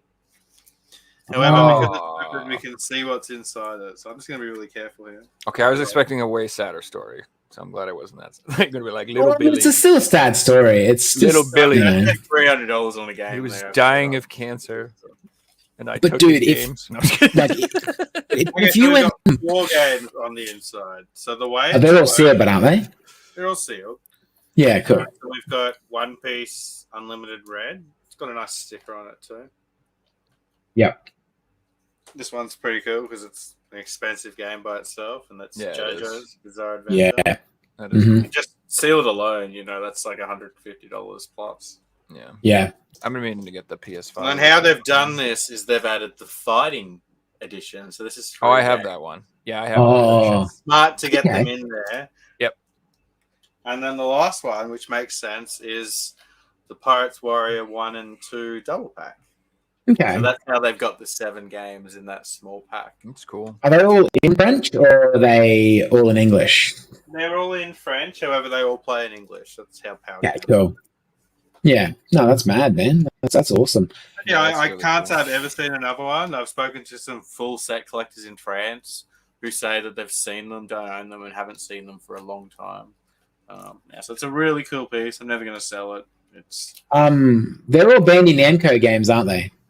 yeah, Yeah, like it's a Bandai Namco pack. Okay, cool. So, is there such thing as that for like PlayStation 4? Like, is there 8 packs for There are PlayStation similar 4? things, yeah, and there are Yeah. similar things to the PS2. Like there's not many, and I've got all the ones for the PS3, but there Yeah, are multi packs. And then when you look into it, like I know Tristan's been doing a lot of research in countries like Russia, and then they have so many of these. You wouldn't call them Multi-packs. bootlegs, but say a retailer that has video games in one of these countries like Spain, Italy, France, Russia, and back, and they had a ton of games. They would just bundle 2 random games together that made absolutely no sense, make their own slipcover and sell it. I'll give you guys a perfect example. that's This is kind of the cool. weirdest double pack you'll ever see. Oh my God, it's The so Bed weird. Bath and Beyond collection. Here we have Final Fantasy 13 Yeah, and Overlord Raising Hell. yeah, They're not the same developers, publishers, not even- anything. Yeah. It's just related.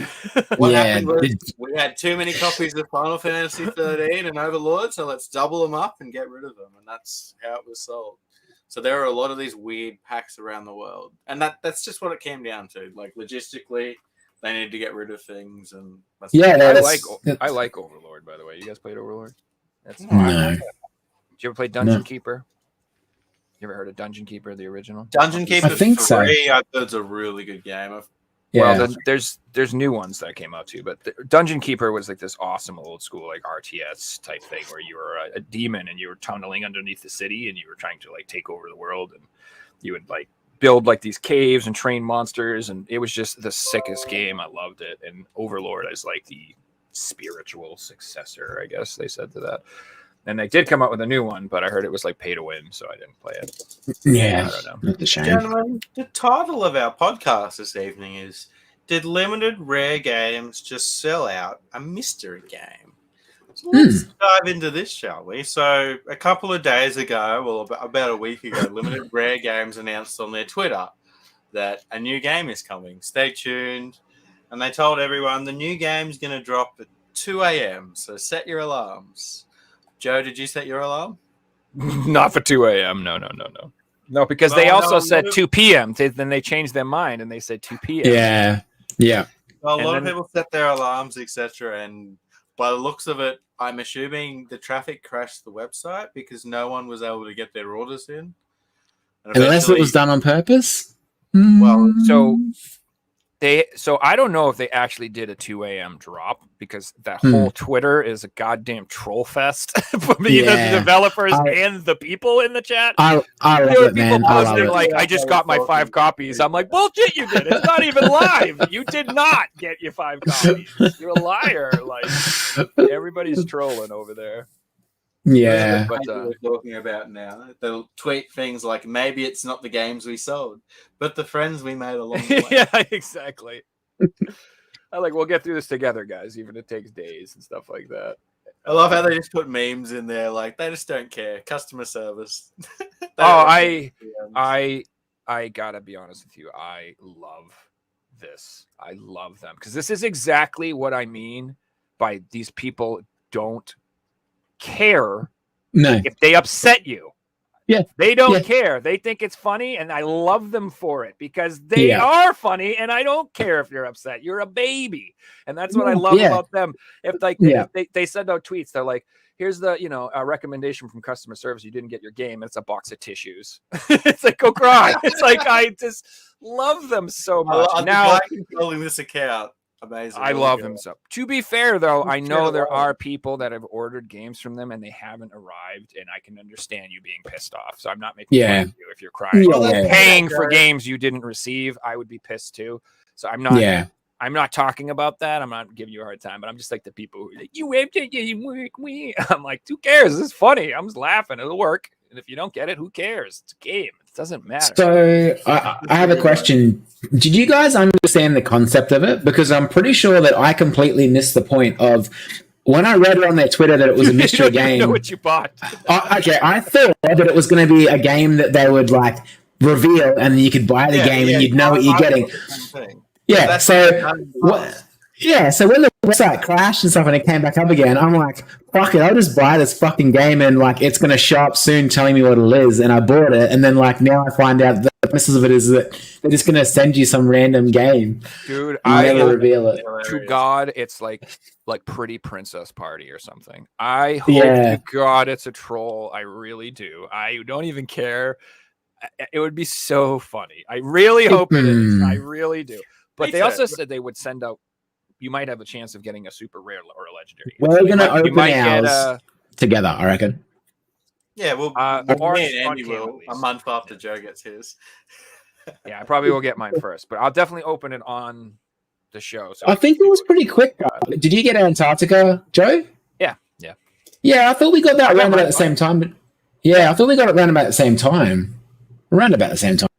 I actually got mine later than a lot of other people. I saw people post a few days, which pissed me off because I bought a couple extra copies and I wanted to get in that initial like eBay craze, and I didn't. So I got mine like a week late. So when I finally got them, they were like down to like $70. But I'm like, I'm just sitting on it. Now they're way back up again. So I'm just... How angry are you going to be if it's just another copy of Antarctica 88 that you get? Hey, if it's worth $300, I ain't going to be angry.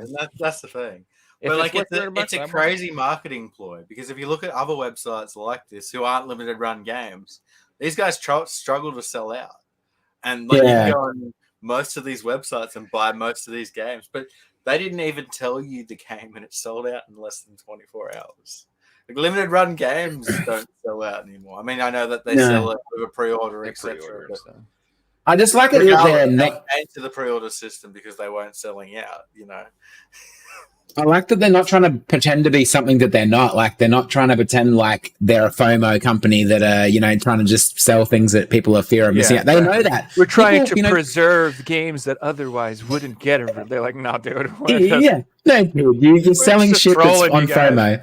Yeah, you're selling shit that people are scared about missing out on, so they'll spend $600 on a copy of Final Fantasy Pixels or whatever it is. And it's and I like it because it's like they're almost making everybody be like a little self-aware. It's like, hey guys, we know this is dumb. You know this is dumb. We all know this is dumb, but let's do it. I love it. 6 hours later, when the website's down and America's asleep, and I log in and it's for sale, I'm like, well, you can't not buy it. I ended up getting mine at 5 a.m. Like basically I don't sleep very well. I wake up a million times, and anytime I woke up, I'm like, huh, is it time? Is it there? Okay. Mickey just said he thinks it's going to be Super Bloody Hockey, but I believe that's already been released, hasn't it, by them? Well, you I could thought get we it. already bought that. I swear I bought that one. Already. Yeah, I thought that was a previous released game by them because I was asking Fizzy if he had it because it looked pretty cool. They But did again, release I a can't version, remember but- because their releases, you buy it and 12 months later you get the game. So Yeah. Well, yeah, it was ages. I forgot that I'd even ordered that Antarctica game and it turned up. So they already done that. So I'm pretty sure that we've already bought that one. Just want to But add they one. Yeah. did say you have a You chance guys of had getting one of the- their older games. Like it does say Ah. you could get a rare version of Demon Pit. You could get a Poop Slinger. You could get Tamashi or- Tamashi. But they don't do And poops like Well, what? Yeah, you're right. Not Poop Slinger. I'm sorry, but they. But do you know how they have like the super Phobo crazy cover variants and stuff? They said that Yeah. some of those out, so you could get lucky again. Imagine getting a Tamishi cover variant. That's why I want to Yeah. open them on stream, so that in case somebody Oh, does, we God. can all have a freaking heart Yeah. attack. I commented on their post and said, I hope I get FIFA 17, so I hope they don't troll me and send it to me. Yeah, be careful what you wish for, bro. They will. Yeah. I do it for the lols, but they will, yeah. One thing I wanted to add, so they put, and this is, Pavel told me something here, so they put one copy for EBAT. So EBAT translates in Russian to like fuck you or something. Yeah. Be that puppet. Yeah. And I'm sure that they did that on purpose because they have a lot of Ivan. Their guy is Ivan. They always Yeah, like exactly. so they know some Russian jokes or something. Like, Yeah. So let us know, guys. Did you guys order it as well in chat? Andy, you ordered it as well? Yeah, man, I did. I ordered it before I even knew what it was, thinking that, yeah, like I said. it's just fun. I swear, to me, it's literally for fun. Like it's and they don't charge a lot. It's 30. No, bucks. no, Yeah, it's you sweet. know what I mean. It's a Yeah. and it's a fun ass. It's basically like a Secret Santa, but it's not Secret Santa. You know what you're gonna get. So You can almost relate like them it. to the limited run game mystery boxes, but those aren't fun because it's been proven that they use those to get rid of the stock that doesn't sell. Exactly. I did Bargain one. bin. I bought some dude was selling like a unlimited run mystery box on eBay for like $10 once, and I bought it, and it ended up being a copy of that game Home, which is like a little Oh. horror title. I'm like, this is actually, Yeah. I'm pretty freaking happy to have that. Like, it's not a super rich, valuable game, but No, it was something I would have picked up anyway. So I was yeah, happy and it about was that. cheap enough too. So I don't know. So blind boxes. Can be fun, but I Guys, usually we avoid that have stuff. another segment? Andy, I believe you're going to be doing meme time tonight. Yeah. So let's yeah, get in the into meantime. with meme time with Andy. And we don't have an annoying song, so There we go. It's meme time, motherfuckers. No, I'm just kidding. So let's get into it, Andy. Talk us through these ones. My squad. We don't need another teammate. Let's just get the random. You got SpongeBob. And you get a window. Yeah, you basically get a window licker. So Kids in yeah, the background screaming and yeah. So this is obviously a Stardew. it's a Stardew meme. By all these happy families, but for me, just another lonely year. It's Clint. You get what you fucking deserve. poor Clint. It's a joker. Poor Yeah. Clint. I did it to save my friends. I did it to save my sister. I did it to save the girl I love. And then you go, Ocarina of Time. I did it because the Tweet told me to do it. So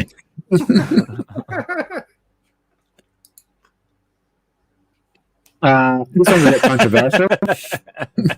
So you got men streaming video games, and they're playing GTA RP, and then you got women playing video games where you've got one sub, you get a 360 squat with your name on the board. If you got 5 subs, you get your name on a body or Ooh. yeah. 6 subs will get you a countdown. 8 subs will get you a Chug a drink. Why was that Chug a even? drink. Why Yeah. was it? Wow. yeah. And then if you have 10 subs, you get squat or jumping jacks. 14 subs gets you hula hoop. 15 subs gets you hot ASMR. 16 gets you she changes her bikini. 20 subs She rubs oil on herself. So anyway, that's women playing video games. Wait a minute. Guys. Games as big as his camera. That's the best thing about it. Yeah, he has a full screen game and a tiny cam, and she has a full screen of her crotch, and there's a tiny video game in the corner. Honestly, guys, I think that she might be onto something. I think we cut and paste that, and we put that right in the corner of our podcast. And if we get 30 subs, Fixie has to oil himself up on cam. He has to change it to a bikini. Not me, though. Not me.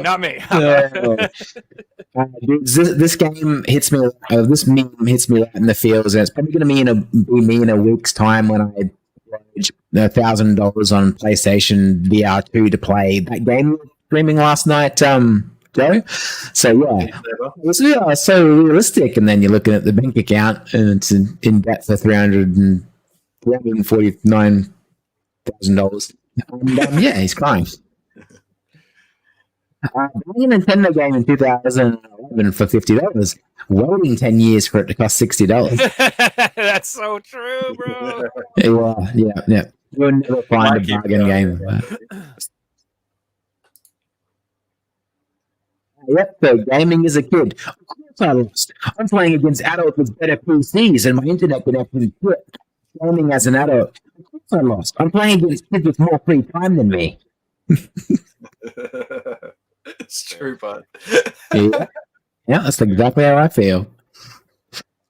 This is pretty much me every time I play Grand Theft Auto. I'm going to drive normally. 2 minutes later, you've got the mod menu open, you've got acceleration set to 1,000,000, and you're flying across the map doing stupid shit.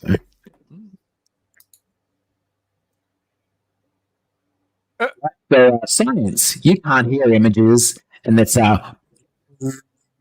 and then can someone please fill me in on what that one is on the right? Which one? Top right. I'm not sure. Yeah. It must be a kid's cartoon. Doofenshmirtz Evil Incorporated. I think that's Phineas and Ferb or something like that. Maybe. I'm not 100% on that, but I think that's what that is. Yep, and then obviously the clapping when you can hear that. It's in the game. Yep, and then obviously 20th Century Fox, and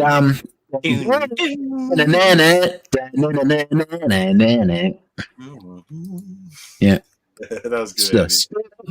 DJ. And your mic's going in and out. I can hardly hear you. Sorry, it's because I'm like spitting on it and yelling and stuff. So is it all right now? Yeah, it's better. Yeah, cool. That was sweet, man. Thanks for the memes, bro. No dramas. Guys, I got another question from chat. So this is a viewer question from a couple of weeks ago. So we've got asked, if you could only play one console for the rest of your life, what console would you pick? Easy. I know. Mm-hmm. Go ahead, Andy. Backwards compatible with PlayStation 3. Because I can play PS2, PS1, and PS3. Easy. Yeah, that's fair. Hey, you, Joe.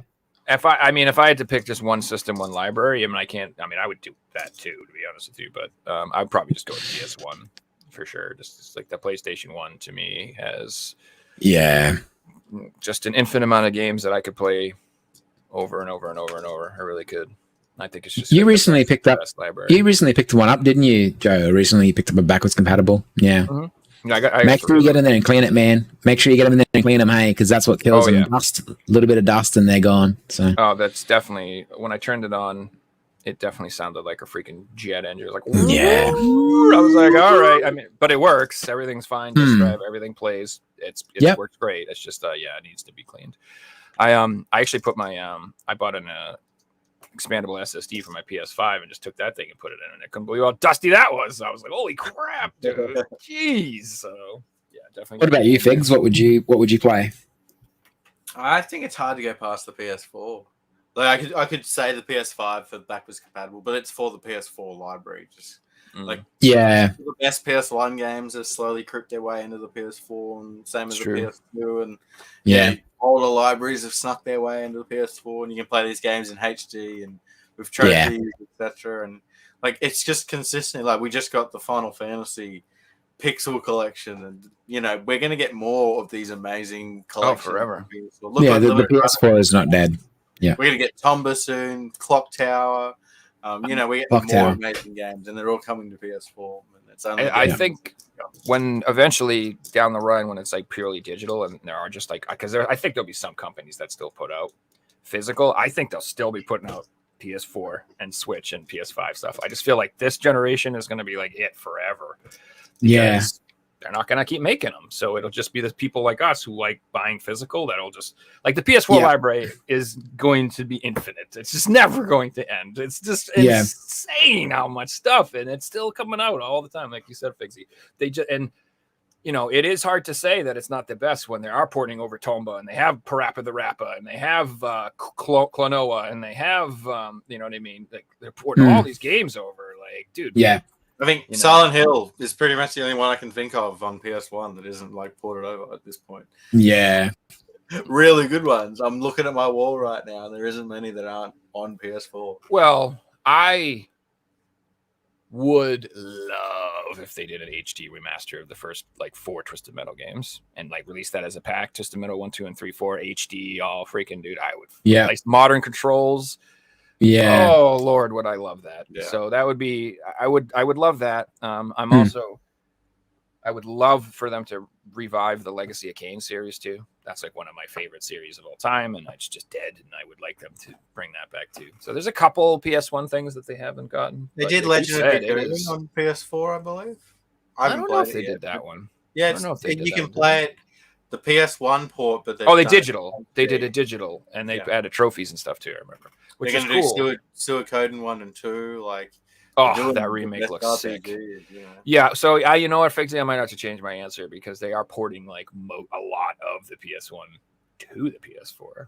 You know what I mean? So Well, I guess while we're talking about porting old games and playing old games, did you guys see in the news, and there was a couple of YouTube videos about it, that basically a study shows that only 87%, it says that 87% of games that are pre-2010 are available commercially to buy still. Yeah, it's so sad. So the Video Game History Museum, which is run by Kelsey Lewin and co., just went into a study and they found that 87.5% of video games prior to 2010 on any single system, they checked every single system and it was exactly the same. And these libraries have gone. And like they went into depth and showed the Game Boy Advance and like every single game, and there's 1,250. And today we've got access to less than 100 of them. It's crazy. Yeah. Like all libraries that aren't even 20 years old, and No. we've only got access to less than 10% of these libraries. And And- unfortunately, yeah. the way the laws are done, libraries can't archive these games and make them playable for people. So they're not like books and music and CDs. These games are getting lost to time. And Sony and Nintendo, they don't care. And it brings... they don't want us. They literally do not want us to play those games. It They brings don't. up a They're good like, point no, about buy resellers. Ghost of Tsushima. Don't play that. No. They don't want you playing it. It brings up a good point about resellers and stuff, and while games are getting so expensive, it's because you can't buy them. Like, it's because some of them are unavailable to buy, other than going and buying it for $300 from a reseller, because they're the only people at the moment that have that game. Like that's the only place you can literally buy it. If you don't want to pirate it, not everyone wants to pirate things. Some people just want to buy things legitimately, like us as collectors, and that's the only way you can do it, by paying through the arse for certain games. The law needs to be changed for something to happen.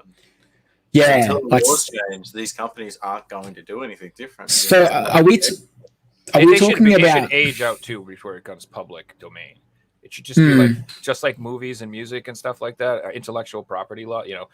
Dude, if it's a certain amount of time, like it's in the public domain. It's like, 100 let years everybody- though. That's the problem. It's a long time, but it needs to be more Reading would be reasonable. lost before it gets to that point, which is Yeah, But do you think a solution to that is that basically say Sony, Nintendo, Xbox, are you saying that legally they should be forced to have like an archivist and someone that actually archives and copies and stores copies of these games, so later on they can be pulled and made available for sale?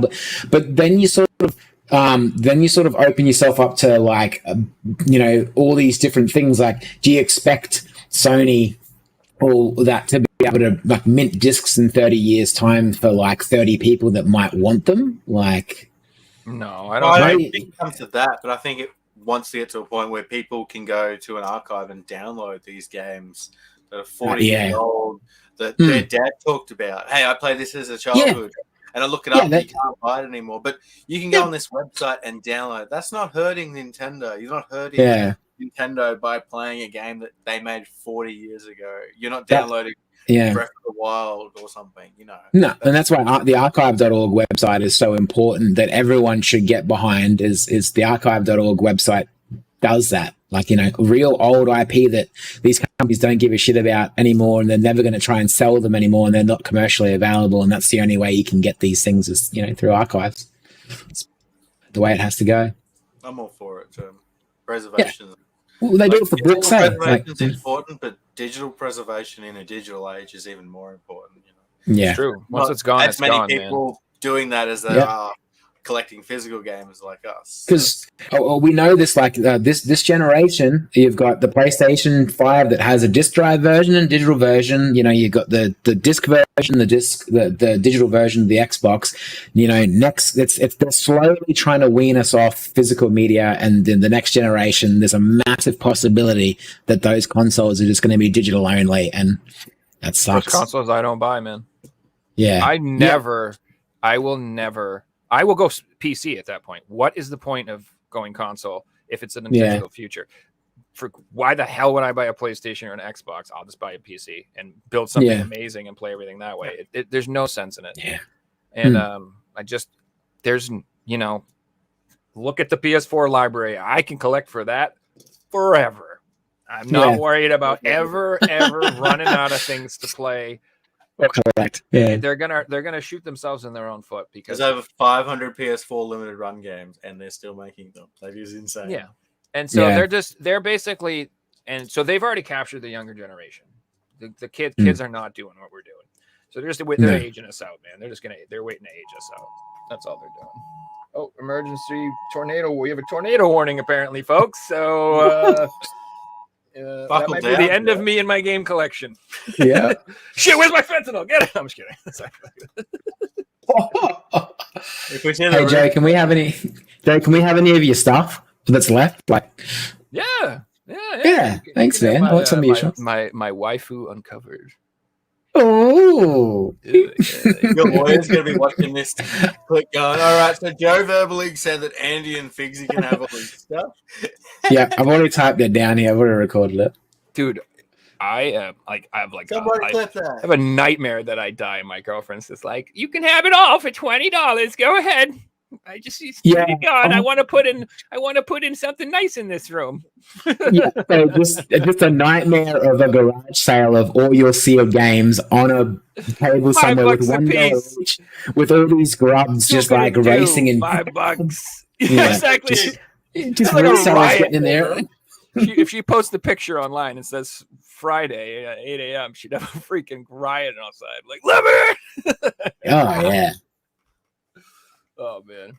Oh, do you want to do pickups? By the way, you guys, I got mad pickups. I don't have any pickups. You go ahead, Joe. No, yeah, you go, Joe. No pickups. No, you go, Joe. No, okay. It doesn't bring anything with me, dude. I got a lot of stuff, so I'll show some stuff. Yeah. So Prime Day happened. So I bought some of these. So the first thing I bought was let me do the picture thingy. Let me get my thing in there. Let me show me a thing in there. Hey. Whoop, yay. All right, so I grabbed TT Isle of Man 3. Oh, that's a good game. So crazy game. There's a PS5 version, which is probably the one to get if you only want to play this game.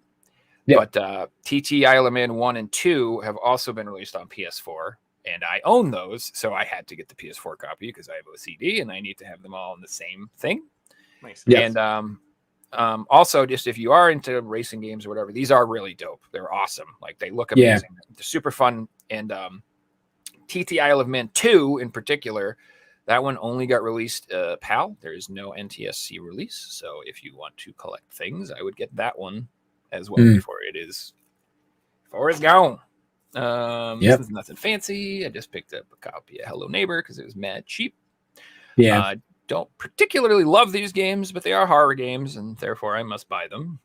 They're fun. They're fun. They're not bad. They're honestly. Yeah. So my big issue was they don't tell you what the hell to do. No. So the first time I played it, I was just like, "What is this? What am I doing? Why is this man? What am I like? I didn't know what to do." Yeah. What's he trying to do to me? Like, what's his end game? What is he? Yeah. Yeah. So I just watched somebody stream the damn game, and I went, "Oh, I see." And then it's fun once I figured out what to do. There's also a deluxe edition version of this with some included stuff, which I'm going to pick that up as well. But this is the vanilla copy. It was mad cheap, so I grabbed it. Nice. I picked up Martha is Dead for PS4 as well, another horror game. It's a good game. I have the PS5 copy. Yeah. But just like, again, I have like almost every horror game for PS4, so I'm just trying to get as many as I can. Might as well pick up this one too, and it was super cheap. So especially when they're cheap, yeah. Yeah, and this is nice. This thing's got some weight to it, dude. Because it's got like cards and stuff inside. Yeah, reversible inlay, posters, stickers, and digital tarot cards, whatever the hell that. Okay. Oh, but it's got a poster in there and some stickers. It's got some weight. They would add some weight to it, wouldn't they? The digital cards, yeah. Oh yeah, exactly. Yeah. The download codes for the digital cards. They use thick ink, pal. Here's a card that has a number that you can download a card off. Yeah. Exciting. Yeah. Idiots. Keeping with the horror theme, I grab this bad boy. I like the artwork. What is that? The gray hill. If you've always wanted to get probed, no, I'm just kidding. This is like a horror, first-person horror alien game.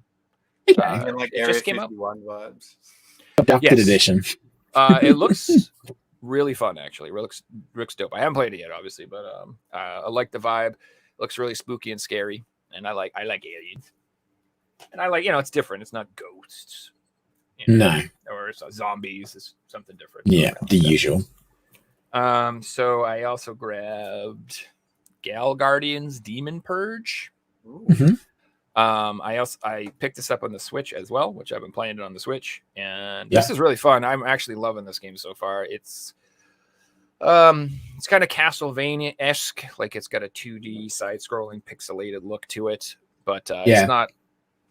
It's a little more linear than your average Metroidvania, Castlevania type style game. But what's cool is basically you control two different characters. One has a sword and one has a gun, and you can freely switch between the two of them. And so you're supposed to decide what to use against which enemies. And what's kind of neat is like if one of you dies, the other person comes back to life, and you can revive yourself and stuff like that. So it's really good. I'm enjoying this one thoroughly. When you're not controlling the other player, are they helping you fight, or are they just in the background not doing anything? They're just not there, and they're in the background. Okay, cool. And then there's like a super attack where you can hit a button and you both come out and shoot like a big ass bullet. Pretty cool. Like I said, it's not changing the world, doing anything too crazy different. Just a solid game. Looks good. I'm a sucker for certain. I love shmups, love horror games, and also anything that even remotely slightly resembles Castlevania, I'm down. Like I love Castlevania. Yeah. I'm sure it's like you, Figsy. It's like, is it kind of like Dark Souls? It's a solid game. I'll buy that. Yeah, exactly. Really I am a sucker for it. You could release 1 million of them. I will buy all 1 million of them. It is what it is. So this one was it's been on sale forever, so I figured I'd pick it up. So it's an excellent game. Yeah. Except this would be the third game I've gotten for Video Games Plus that is damaged. Nice big slice down the middle. I don't know why. This is the third time I don't open my games with a razor blade or nothing like that, dude. So you know what that one is? The box, and that was the copy on top, and that got cut. Dude, this is the second time in a row I've ordered from them. This happened on my copy of. It only happens one way. Dude, it's so annoying. Yeah. And so I will replace this. This will piss me off. I'll buy another copy and sell this one because. Tell them, man. Send them an email. See if you can return it and do it that way. I did that the first time, and they were like, "You got to pay for shipping." And I was like, "Really?" So I went on Twitter and I was like, "Hey, F you, motherfucker!" And they were like, "Oh no, you don't have to pay." I was like, "Oh, I'm surprised how that funny how that works." Anyway. Yeah. Good old Twitter. Well, I ordered the email said I got to pay. Well, the first copy I ordered was the Berserk and the Band of the Hawk, and the artwork they sent me was there was a big chip, like a tear in it, and it was sealed. Like inside the game, the artwork was damaged, and I hadn't even opened it yet. So I'm like, you guys, this is definitely not. What you think? I went in there with my superpowers and ripped it and sealed it back up. So Paul anyway, Karen on Twitter. they did end up Sounds like a replacing. manufacturing error, that one. I don't know. Yeah, it could be. it's not their- hey, I'm not blaming them. I don't care. I know they did it, but take responsibility for it. Like, You never guys know. are I mean, it could reprinting be. rare, valuable collectibles. Yeah. You should collectors. expect. Yeah, like if Yeah. you're going to try to target this market and this audience, like use boxes, make sure it shows up nice. You know what I mean? Don't just throw it in there like Amazon. Holy crap! You order a Just thinking collector's that. edition. You order a collector's Yeah. edition that comes in a nice cardboard sleeve, and they freaking mail it to you in saran wrap. They're like, "Yeah, here you go. That's all you get." Yeah. It's like, what the Yeah. heck, dude? Like, they're always crushed corners and.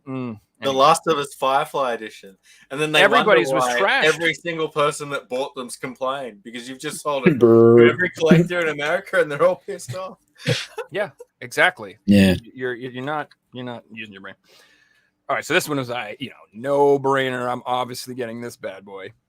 So Yeah. it's a Trails game. It's a badass Oh, game, it's a VR and it's game, got too. VR on it. Like, Yeah. I was Big game, physically required to purchase it. Like, I didn't have a choice in the matter. Yeah. Um, Your hand was going. No, this is how sick I am, though, guys. What do I do here? Because I have a collection of Trails games, and then I have my VR collection. I don't know where to put this. Should I put I it would with? put it with the VR games because then it's Yeah. on the shelf. So Yeah. I might, because it does have this. Yeah. But dude, I'm not even Yeah. joking.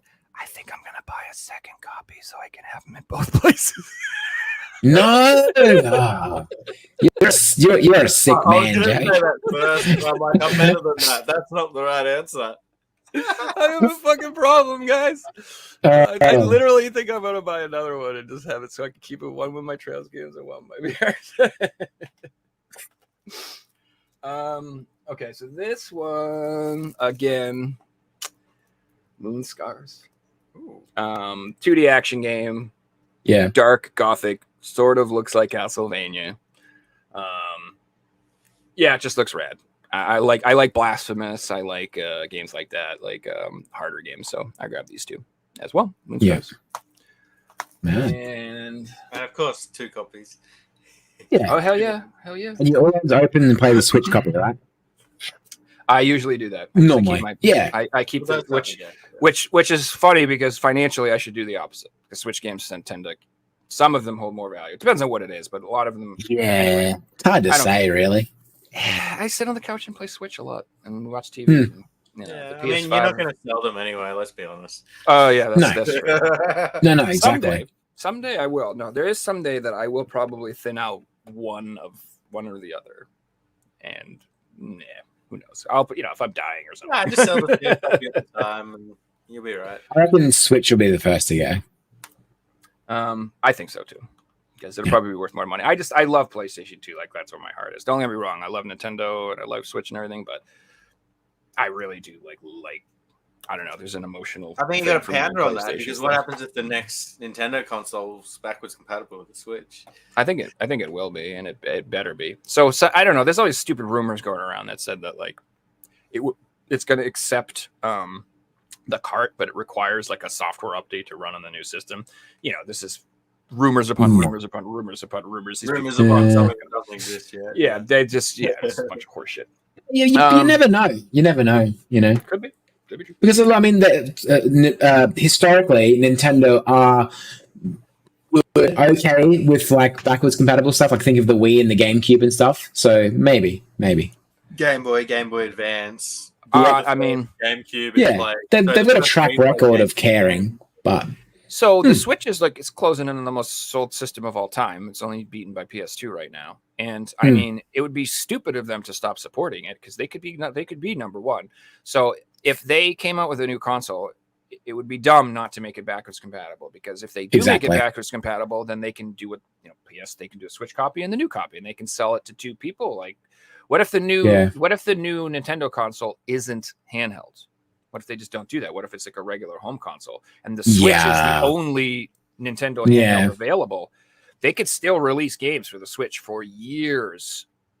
But so anyway, I mean, We could be if it's 5 years, we could be 15 years away from that. They could Yeah. just keep updating the Switch and making. there's pretty good evidence to say that there's a new one coming in the next couple of years, like pretty sooner than later. They've even said themselves that basically the hardware is becoming long in the tooth, and that something's got to be updated. So. Yeah, but see, Nintendo they also say stupid things like, we want to offer new and unique experiences. I'm like, no, dude, don't do that. Like, it's gonna be like the new console. You have to put a catheter in and an electrode up your butt, and then you can control it by coughing. It's like, why? Yeah. And Give me a controller. They've even admitted themselves that they are worried about the next console possibly being something that no one likes. So that's another thing that makes you go, It'd be like a VR thing, like what Apple are going down, let's see. The future's it could be just be completely weird. All right, sure. Real quick. All right, so I also got a sealed copy of Theater Rhythm Final Fantasy for 3DS. Nice. So that's on PS4 as well, then the Switch, that one? I don't know if it's the same game, but they definitely did come up with a new Theater Rhythm. It could be like the same, like all of this included with a bunch of new stuff as well. I haven't played the new one yet, but I am. It is a rhythm game, I guess. Oh yeah, it's a rhythm game. Yeah. I love rhythm games. Like it's probably my top 3 genres. Like I just freaking dude. Beat Saber, Hatsune Miku, Theater Rhythm, DJ Max. I don't know, dude. I love music, love video games, and it just makes sense. Like put them together. It's just like you put shiny video games in front of me and then put a beat. And if you guys want to see Joe play Beat Saber live on Twitch, what's your Twitch, Joe? Plug it for us. It's Joe Rad, but it's the O is a 0. So it's J0ERAD. But I'm on Twitch if you guys do want. I do stream Beat Saber sometimes, and just random games too. I'm playing through Resident Evil 4. Gosh, what else am I playing right now? You know what I did? I got the 1 credit clear on Batsugan yesterday. Ooh. I was freaking so excited. I don't know if you guys are into shmups or whatever, but I got So the normal mode, it's 5 levels. I got the 1 CC clear on it, and I was like, sweet. And so then they have like a new version, which is basically the same game, but I guess there's more levels. And I tried that, and I made it all the way to level 8. So I was like, that's pretty good. I like beat the regular game 1 credit clear, and then on 1 credit, I made it all the way to level 8. And dude, it's super fun, man. I love shmups. Like mastering a shmup feels so good, dudes. Like, because when you start out, you're just getting destroyed. So you're like, how is this? What am I doing? And you're button mashing. Why am I playing this game that I suck? Oh my god! Yeah, but then all of a sudden you're like, oh, if I go left and then right and then left and then right and then right and then left and then right and left and then right, and like all of a sudden you can control it. And it makes you look like a wizard because it like everybody thinks that you're like dodging these bullets, and I'm like, no, I know where they're gonna come from, and I'm getting the hell out of the way. There's a difference. Like I know where they're gonna be. All right, so and then I also got a pretty clean copy of Fire Emblem Awakening. Oh yeah, that's cool. I got like most of the cheaper games I want. I'm trying to get some of these other ones, but this was good. I got this like $30. And it's really good. And it's complete. It's a good price. Take it. And my biggest score was, and I had to drive an hour to get this son of a bee, but some dude posted this 3DS XL new with 5 Pokemon games for $125. What? So I went up and I got like this thing is. Oh, it's got a skin on it, a cover on it. Yeah. Perfect. Well, yeah, I immediately. Anytime I buy something, I get protectors and everything like that. But dude, I mean, this thing is absolutely mint. Not a scratch on it. It is perfect, bros. And I've just been obsessed with collecting the actual consoles lately. I'm going to try to get as many of these as I can. So I got a red one. On the back, I love it. Yeah, I got a regular 3DS, the Zelda one. I got the light blue one that my girlfriend play. I got a red one, and I got this Galaxy one now. I'm going to get I want a black one. I want to get the neon green one. And then I would really, really love the Super Nintendo one, but goddamn, is it expensive. And then there's a Pikachu one as well, isn't there? So I'm not a huge Pokemon guy. I mean, I would take it, but I'm not. The yellow Pikachu one. They're just too much. If I'm going to spend money like that, the SNES one is the one I want the most. And then I like the Metroid one too, although it's really not. Our SNES one or the NTSC SNES one? I'll take either one, dude. Is the SNES one the one that doesn't actually fold up? They have a 2DS version of that. Yeah, 2DS. Well. It's a 2DS you're thinking of, Figs. Yeah. And I've seen that one in the stores before. That's why it's on my mind. I'm just excited. Yeah. Dude. That price was insane, dude. Like these So, things, I was gonna like, ask people you sell about these that, for too. 250, 300 like all the day. Like I see these for 150 broken for parts. So I was like, dude. Yeah, I see them for 300 Australian dollars, like on eBay used. Yeah. It's And crazy. it had, You get all the that cheap. Pokemon games, Which That's is what even really- crazier. And what Yeah. was cool, it's not it was all carts. He didn't have any cases for the games, but guess who has a bunch of cases for Pokemon games that I didn't have cards Wow. for? So I was like, hell yes! And I have like a bunch of completes that I'm gonna sell. So, was it the ultra versions of them, or was it like just a normal sun and moon and that? I think it's both. Where's the thing? It's in the other room. The little. I'll go get it. That's cool.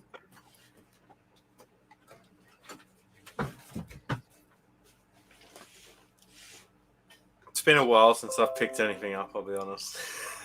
Have you been Oh, it's so hunting hard. lately, Andrew?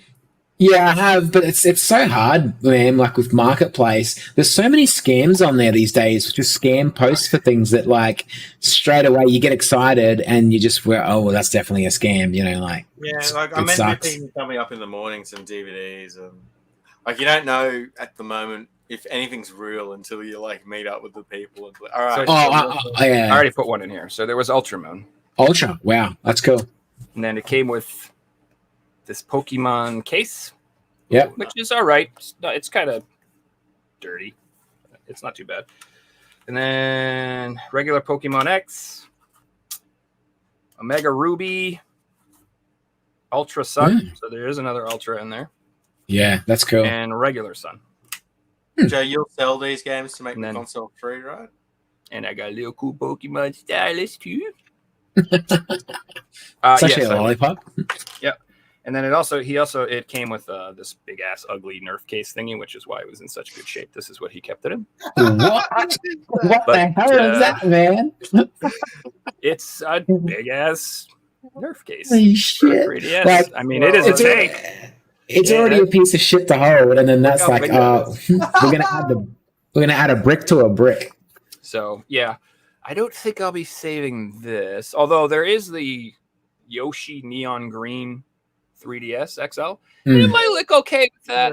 Either way, like I personally, like I really prefer this look. So what I do is I buy the grip, Yeah, and then I like it because it comes with these little stands, and I display it yeah. like that. And But, then what I do is I buy these clear things, and I just throw. I just don't put the bottoms on. I just buy the top pieces, and it keeps them nice. But you can see it looks clean. You can see what the whole point of buying cool editions is you can see them. I don't want it to be covered. You know what I mean? I believe the 3DS was the first one where you could get first party covers and stuff, because all those covers are removable. Have you ever seen that before? What do you mean? Like just the shells on the 3DS? Yeah, so itself? they just click off and you can click on, and like some of them are so expensive, like the first party ones, but you can buy Oh, yeah. third party ones and stuff. Yeah, they make like yeah. knockoff Zelda ones. Zelda ones, but like the legit Zelda ones cost heaps, brand new in packaging. Yeah, one of the trades that pisses me off is I had one of the 3DS XL Zelda ones complete in box, and I traded it, but it was still the best trade of my life. Because that's the trade where I got Blood Will Tell. That's the trade where I got Suikoden 1 and 2. I got Oh yeah, all the wild. I got. I mean, All the good stuff. yeah. So I wish I still had that, but for what I got, I'm very pleased. I mean, literally, like, it was the best trade I ever made. Like, the bulk of my PS2 collection came from that, and it was just like all at once. I got Obscure. I got, it was insane. I got just like every freaking RPG you could think of, like all the Shadow Hearts games, all those Xenosagas. Like, it was just all Yeah, in one hard trade. stuff to find. Yeah, That trade today. Do it well.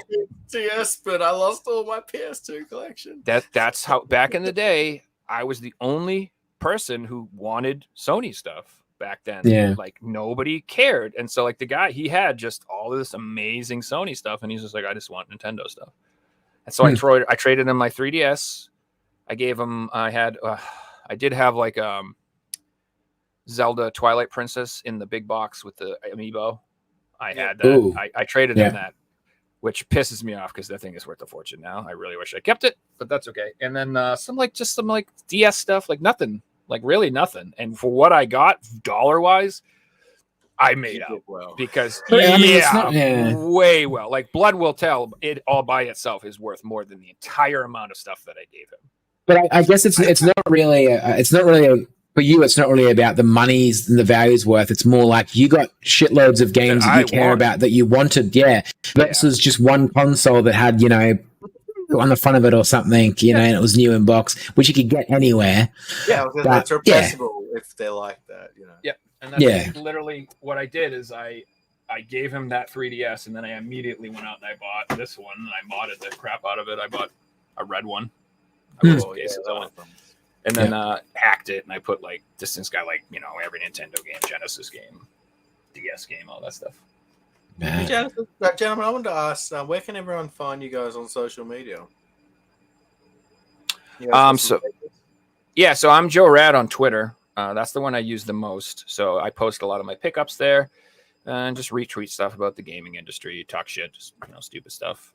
So if you want to interact with me and talk to me or anything, Twitter's probably the place to be. And then I'd have my Twitch, which I stream, maybe once or twice a week, nothing too crazy, but I am on there. And then I do have a YouTube channel where I make horrible videos for my work, but you shouldn't watch this. You should, guys. They're actually amazing. I don't know if I want that promoted. But if you ever want to know why I have that ridiculous photo of me with the glasses and the wig and stuff, it's because of those videos. I make these silly songs. So links will be in the description, guys. How about you, Andy? For me, you can find me at Dingo Games on Instagram. I post random stuff of like modding consoles and fixing consoles and stuff in my spare time, so I don't post that much on there. But Dingo Games, I believe it is. As for myself, guys, Twitter, Instagram, Facebook, Figsy Games, Reds, OnlyFans. If you want to talk to me on a regular though, Discord's probably the best place because I've always got Discord open. So the Discord group is below. You can jump in there. There's about 300 collectors, people posting things to buy, for sale, to trade, and slowly growing into a pretty active community. Joe, Andy, this has been heaps of fun, guys. We'll be back next week with another episode. Joe? I just want to say one thing.